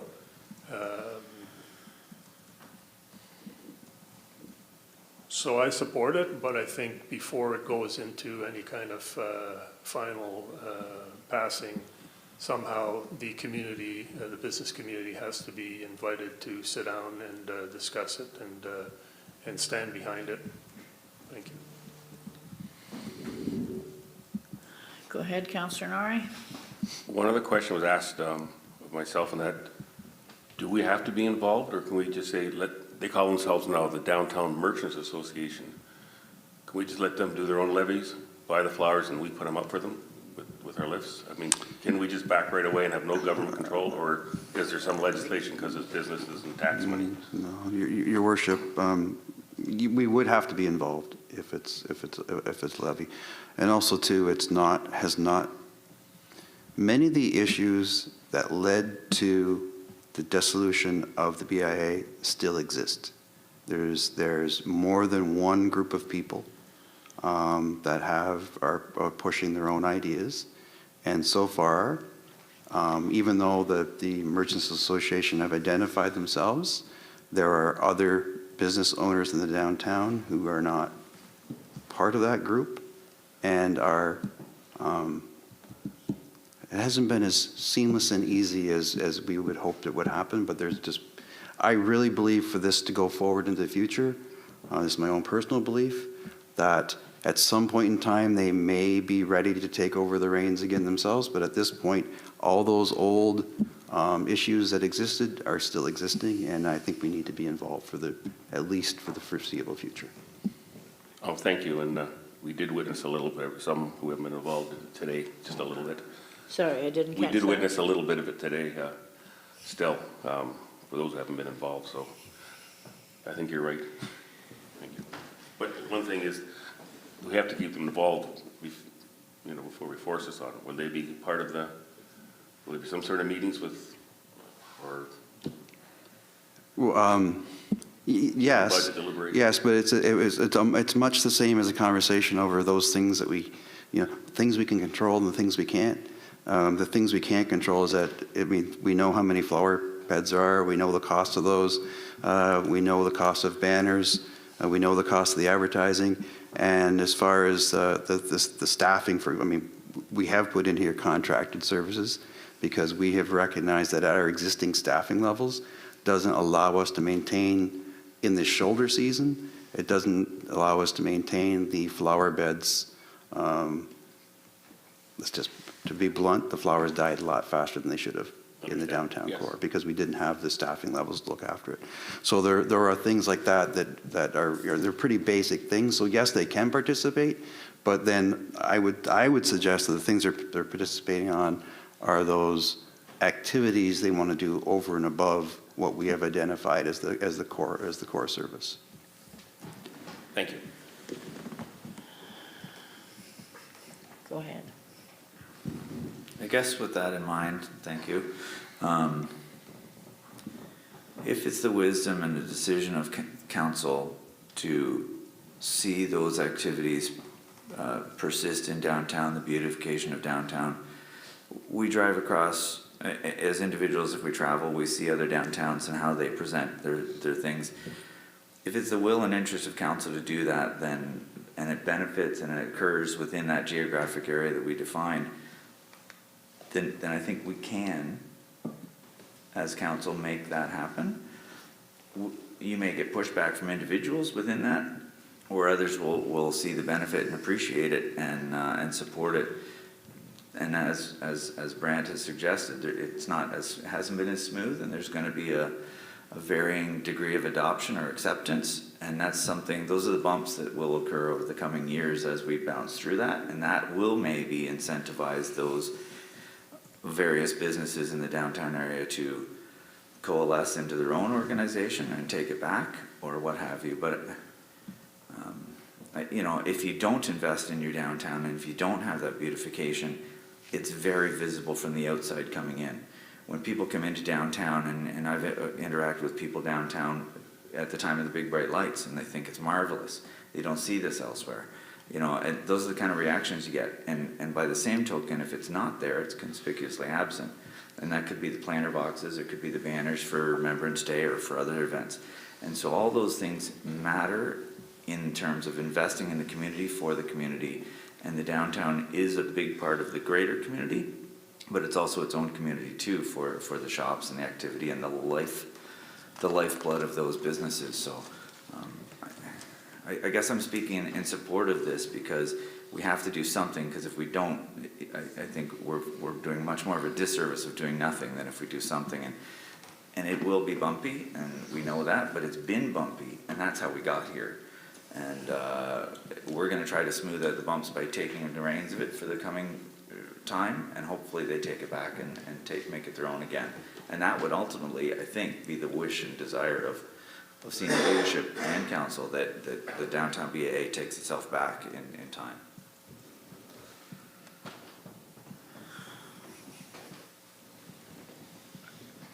Go ahead and then I'll go. Maybe I should let you go first, Mayor. No, Councillor Johnson, go ahead. It's, thank you, Mayor. As was said earlier, we were invited to a meeting this morning. Considering the number of businesses that are in the downtown area, there was not a strong representation to even come to this meeting. It was a little bit disappointing considering what has happened within that area in the last 6 months. A lot of people in the downtown have been worn down over the past 6 years with internal strife, and it's very, very difficult to watch. When you're looking at a special area levy, are you considering keeping the same boundaries? Your worship, we hadn't considered any other boundary, only because if we were to expand the boundary, those are businesses that have not in the past been used to paying that. So, and if you're to look at expanding a few blocks, you're not actually picking up, like you could go across the river, for example, but you're only picking up 2 or 3. You could go farther west, but you're only picking up maybe 1. So the boundary was fairly well defined when it was first set up. If I may? Certainly. The question about boundaries is because there was interest across the river expressed when Santorini's first opened. And I know the golf course has also expressed participation. I feel at this point in time, involvement by the businesses in the downtown remains vital. There is, it's almost like the parent needs to come in and straighten out the situation before it will work again. And that's perhaps a little bit blunt, but what we've seen in the last 4 years kind of results in that. I agree that certainly it would be wonderful to have more participation from downtown businesses in how this levy would be carried out. I can't guarantee you're going to get it. I think a lot of people are just exhausted by the recent history. And as Max said, a downtown is often judged, or a town is often judged on what a downtown looks like. And as I said this morning, if you go through a community, and I go through downtowns everywhere we go because they're my favorite place to eat and to shop and to see people. Somebody coming into a community will judge the community's health based on how a downtown appears. Other people may say, well, it's only flowers. But as Max said, if they're absent, people notice the absence. People in the community often comment on the big bright light show doesn't attract business because the stores aren't open. As a store owner who has, in the early years, been open some of those evenings, personally, I didn't have any benefit. The benefit of something like that or other events in the downtown is marketing our community as a whole. We struggle in Greater Napanee. We're greater for many reasons. How do we stand out from some of our other neighboring communities? How do we entice people to come here? The way the downtown looks and some of the events like the big bright light show that go on, or if it changes to something else in the future, they become tourist destinations on their own and they become methods to attract people. In the past, the purpose of a BIA, and it is a provincially mandated or regulated body, although it's a committee of council, it is regulated by the province.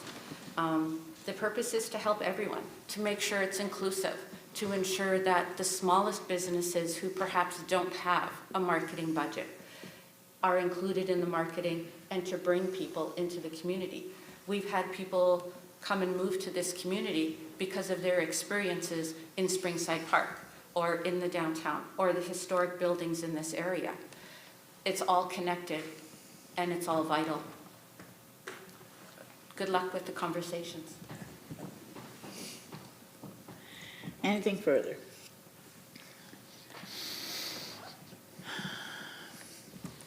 I think one of the things that has been the most disappointing through this term of council, and probably started even in the last term of council, have been the strifes and the ups and the downs of the BIA. COVID certainly didn't help, but we can't use that as a crutch. There are businesses down there that have worked their tails off to try and survive, and the beautification is done by them, whether it's part of the levy or whether it's not part of the levy.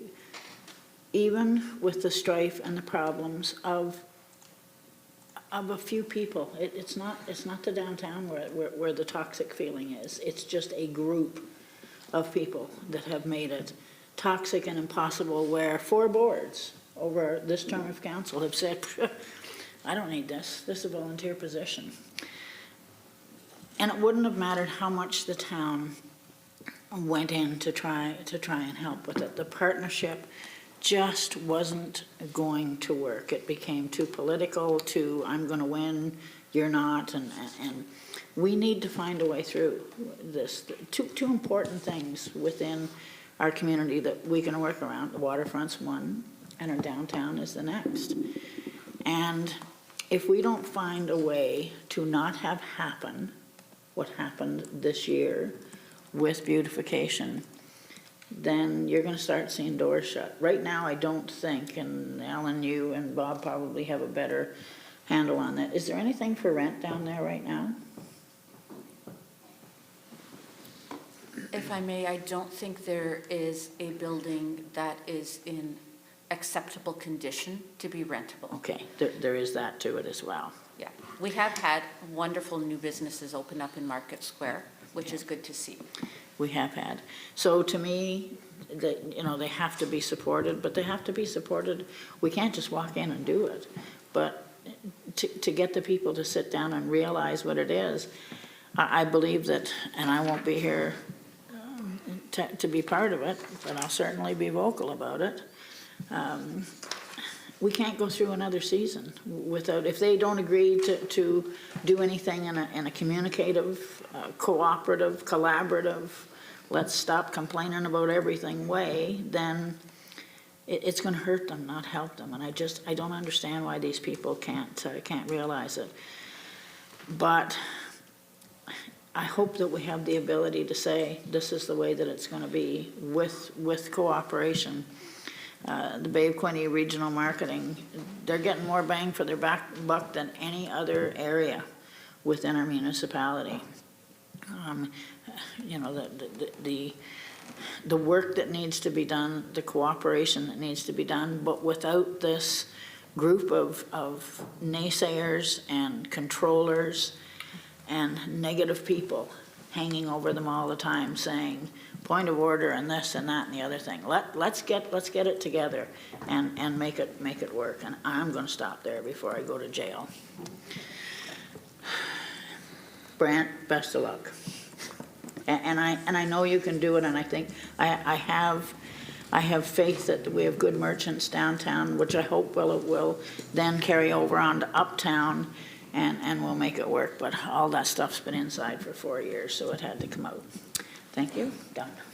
Thank you, Your Worship. Before we go to, and I'll pass it to Jessica, she hasn't spoken very much today. They say the definition of insanity is doing the same thing over and over and expecting different results. But I think as it relates to the downtown, I think there are staff that are very interested in making sure something can work down there. And it's the reason it's in your agenda today is we think it's important. So we'll bring it back. We'll bring it back when we get to budget in terms of what we can do. Jessica.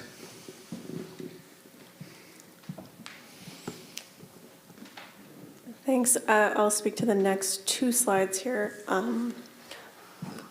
Throughout 2022, we've had a few discussions with council about bylaw service, bylaw responsiveness, short-term accommodations, evening response, weekend response. These are all level of service questions that will need to be answered by the next term of council. What is the role of bylaw enforcement in this community? This really just to put this out on your radar, that is something that will need to be talked about. There are options to increase service, to bring things in-house, to keep up our status quo with partial in-house and partial contracted service, but it's just a discussion that we will need to have so that we can start enforcing things based on council priorities.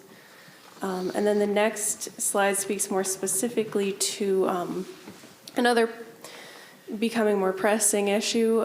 Since 2019, we've sort of been in a intended to be very temporary position with the pound facility at 53 Community Road.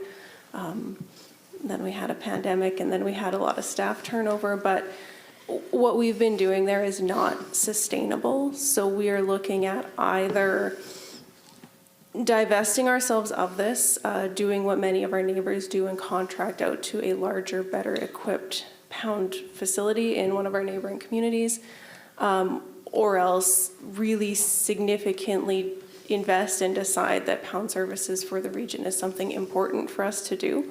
But that comes with significant costs and needs to be a really conscious, intentional decision that that's what we want to do. I can respond to any questions on this.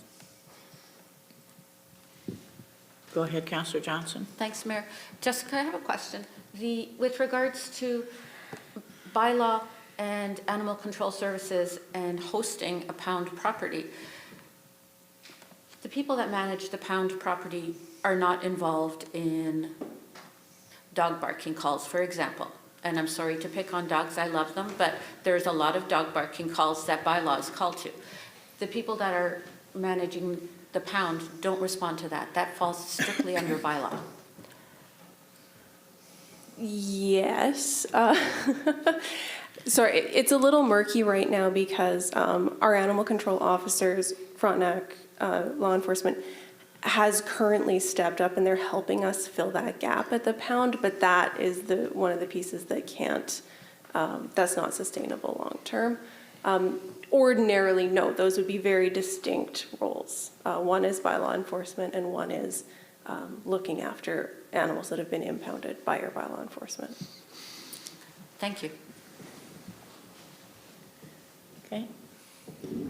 Go ahead, Councillor McCormack. Thank you, Worship. I was involved in many of these discussions. I would support the hiring of another full-time bylaw officer and rescinding the contract with Frontenac. Years down the road, we might revisit that. And looking at the scenarios here, A and B, I don't see if it's a necessity for the town to be involved in running this program, and if there's a $50,000 savings, this all adds up, 50 here, 100 there, 60,000 here, and we're most probably, as we all agree, going into some sort of a small recession. And so we need to cut back and squeeze our belts a little bit where we can. So I would support scenario A and see what happens after the next term. And I know also in the conversations that we've had, and Michael Nobes was there as well, we've identified, I think, that a lot of our short-term accommodation issues were relating to not having the proper bylaws attached to our property standards, and I hope that that is something that comes forward as well. I think if we have more teeth in our property standards, we'll be able to resolve some of the issues that we've encountered without having to look at a full STA program.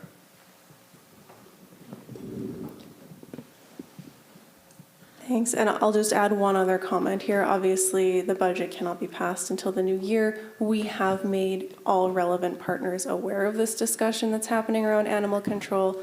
They're all aware that staff believe that scenario A makes the most sense, but no decision will be forthcoming until the new year. Thank you for clarifying that. I'll go to Deputy Mayor and then I'll go to you, Councillor Canal. Thank you, Worship. Scenario A, scenario B. Is scenario B inclusive of potential revenues if we were to have contracts with other municipalities to provide regional pound services? And additional to that, I don't know where the other larger pound facilities are that are suggested that we might contract with. Are we in a position where we're in a good geographic location to provide a regional service rather than one that might be at a greater distance to one way or the other? So is option B more sensible, and is there revenue opportunities to decrease that 132? Through your worship, potentially. That is, we used what we could find in our historical. The most revenue we have ever had from impounds was when we had quite a few animal welfare dogs. I believe we saw revenue in the range of $40,000 that year. There's the potential for that to be increased through service agreements, but it's never guaranteed or reliable. The costs are also, we're trying to be conservative in the estimates and not like escalate needlessly, but there are a lot of immediate modifications that would need to be made to that building to make it usable. We'd be looking at staffing and vet costs. So yeah, we could look at bringing in some additional revenue. We are certainly not charging anything close to cost recovery. On the other hand, with scenario B, we're looking at potentially partnering with Kingston Humane Society. Their rate is $325 a dog. For us to keep the lights on and do the necessary building maintenance at 53, and with our average number of dogs, we would have to be at $450 per dog. So the numbers just are very difficult on this. Okay. Councillor Pennell? Thank you, Worship. Most of my question was just answered. But with option A, so if we partnered with Frontenac or Kingston, sorry, then if somebody needed to pick up their dog, they would have to travel to Kingston to pick up their dog?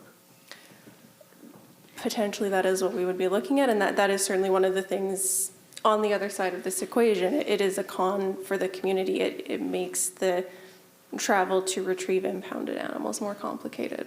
Yes, okay, thank you. Anything further? Okay, thank you, Jessica. No one's staffing needs 2023. Thank you. We're getting close to the end with a few minutes left. Just as a broad statement before we get into staffing, and as we presented, the 34% number, the escalation in salaries, the last thing you want to do is start piling on more staff. So we've taken the approach, we've looked at it holistically this year. A couple things I want to say with regards to staff. One is, as people depart for any type of reason, we are looking at those positions and taking a deep dive and do we actually need that position?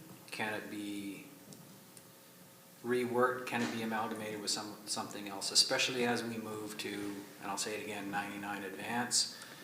We're doing some interesting things in terms of customer service, where we're taking all of the people that work customer service in the different buildings and amalgamating them into one customer service cell, so there's a bit of a schedule around that.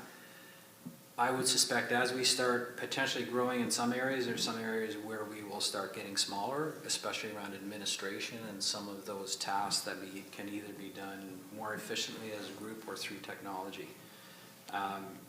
To give you a really interesting example, I'll pick on the chief right now, is once we move to 99 Advance, you will find him and the administrative assistant there move to 99 Advance. So we are in some cases changing the model around how we work so that we can do things more efficiently and effectively. So that's the initial point, is I wanted to say that we are looking at all these positions. So it's not an automatic rehire when people leave, so we're looking at that with a long-term view. So as you look at what we've got in the hopper now, understanding that we're not going to make any decisions until the budget is passed, is in Jeff's organization, a civil technologist, to help him with some of the planning and the more technical work. What Jeff is finding, he's now as a director, being bogged down and moved into some of the inertia of administration and technical work that a civil technologist could likely help him with.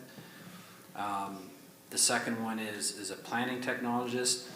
Quite frankly, most municipalities have somebody at that level to deal with things like committee of adjustment, which would allow Michael to deal with more of the strategic stuff and not sitting in council chambers every couple of weeks doing, as much as he probably enjoys it, say yes. That should be handled by a planning technologist, somebody that can take that on and let him deal with the more substantive issues. We talked a little bit about fire. There isn't anything specific there other than we're looking at recruitment and retention of paid on-call firefighters. Again, it's something we're going to do in concert with our human resources department and other areas that we can actually get more paid on-call firefighters. I touched briefed on the organizational structure for departments and functions.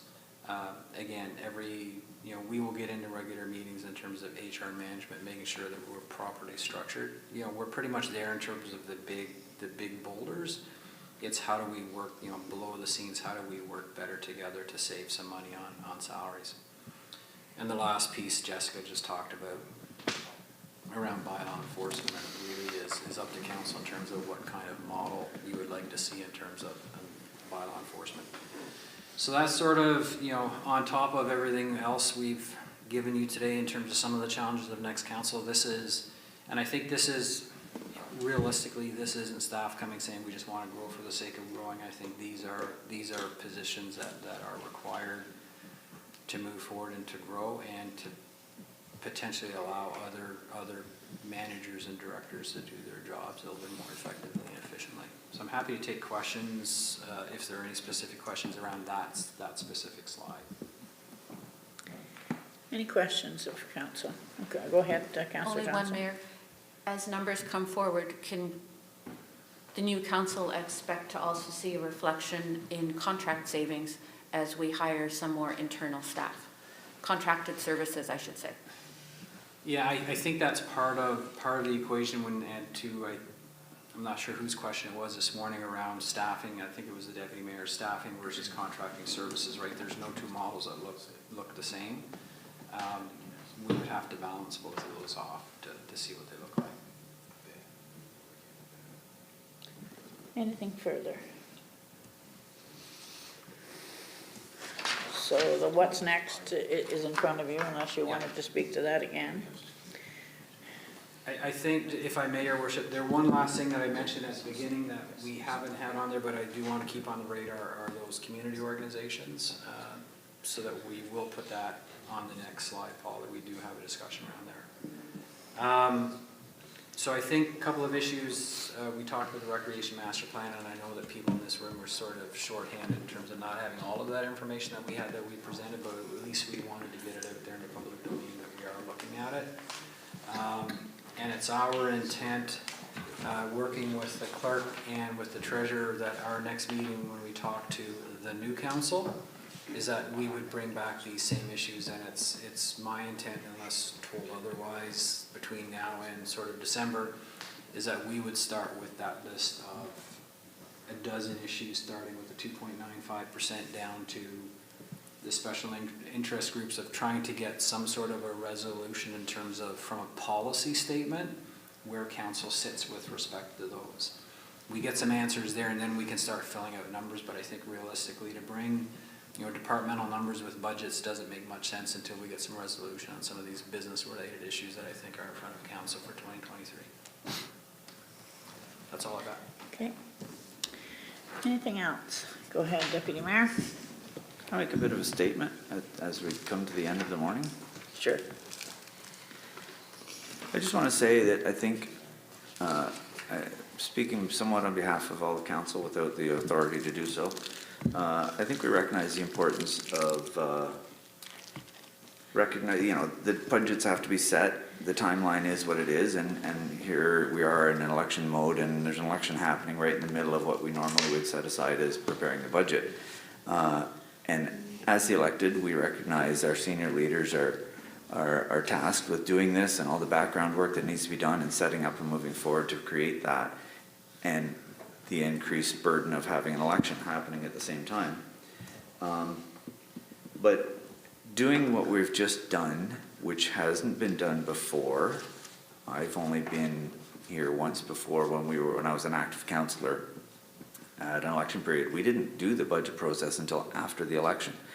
But I really appreciate, and I want to speak to senior leadership on this, that this is just representative of the forward thinking and the vision of our current senior leadership that we have brought in and encouraged, that this, you're visioning for the future, you're creating the workload for you and less burdening council with it in the process, and setting it up. And by the way, even though we don't know the makeup of the next term of council, a lot of the candidates are here in the room. There's other candidates that may have been watching at home and have access to this stuff.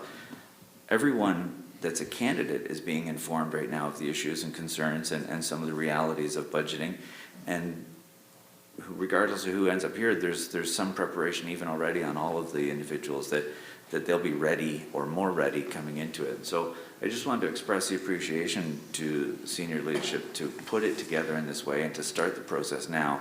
I know a lot of people are questioning why we would begin a budget process when we're not the council that's going to be responsible for the budget. But I think we accomplished a lot of good today. And even though and I'm not included in that, but the individuals are in a campaign mode, issues, concerns, and everything else are still out there and still being discussed door to door, and we've heard that today.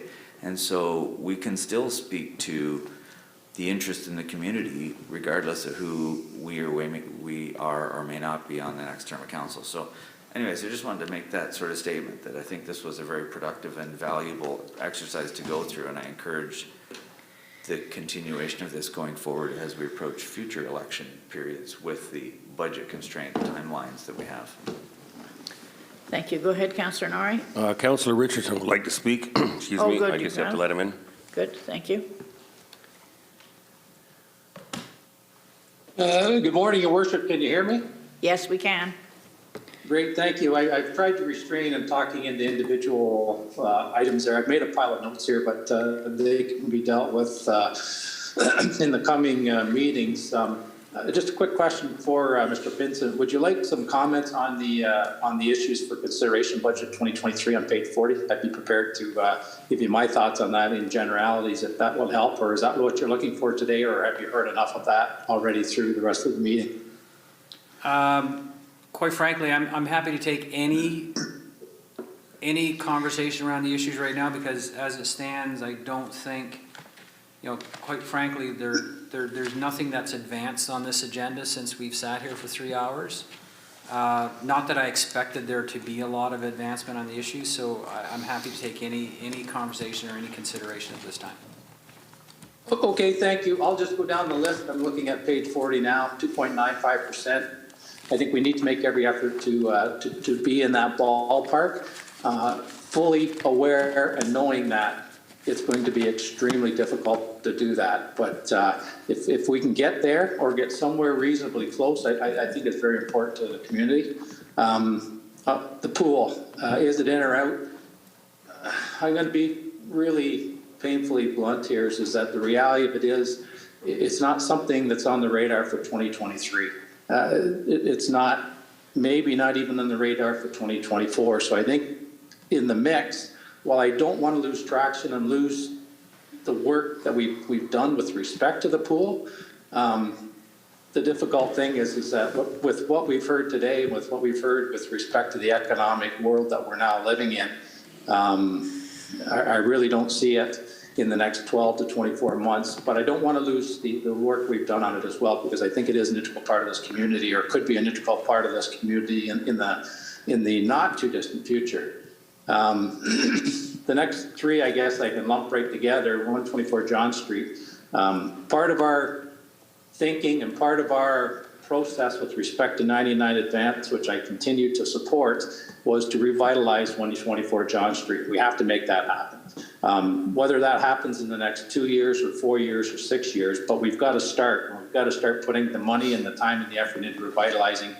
By revitalizing 124 John Street, I think we're going to revitalize the Market Square and revitalize the downtown. So that is, if there's any priorities in my world, that's where I would like to see the work to go. Obviously, part of that process, and if I remember correctly, is the building disposals. We need to start on that sooner than later with respect to getting some places sold, places that we aren't using, or the places that are being rented or are being used, or the vacant lots.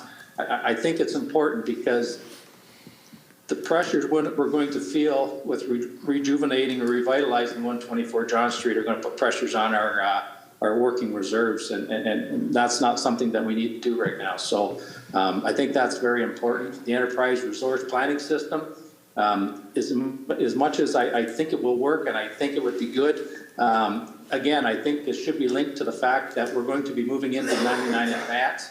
I would like to see 99 Advance, the move into it, and how the fallout with respect to staffing needs and the public process that's going to happen. I'd like to see how that's going to fall out with respect to that before we jump into the enterprise resource planning. So not to completely, again, throw it out the window, but I really question whether it should be something that should be looked at the 2023 budget.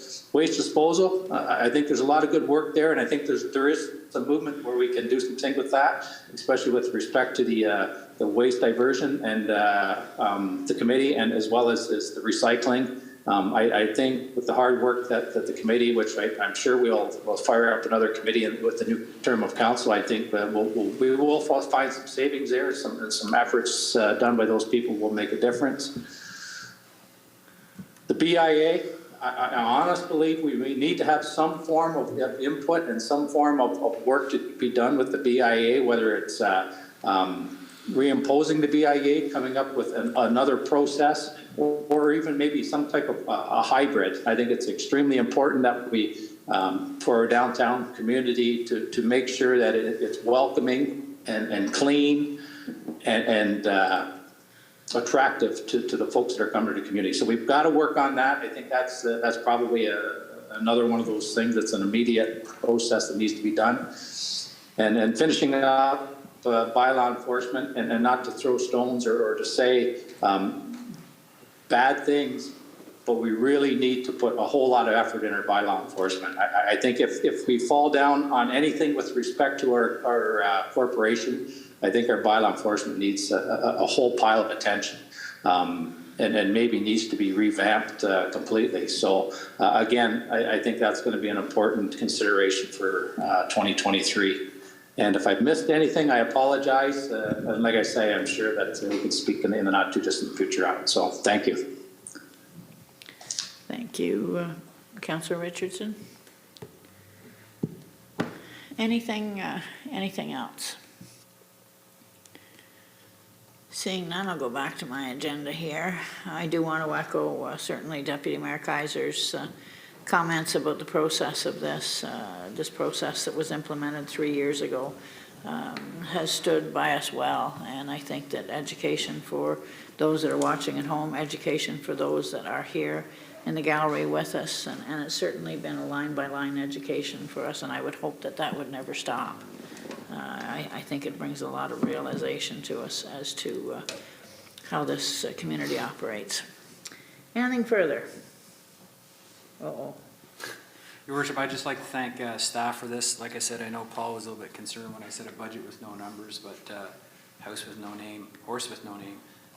Anyway, I think it's something that we could probably institutionalize every year in terms of getting to issues before we got the numbers, but I'd like to thank senior staff for their participation in this as well, their efforts.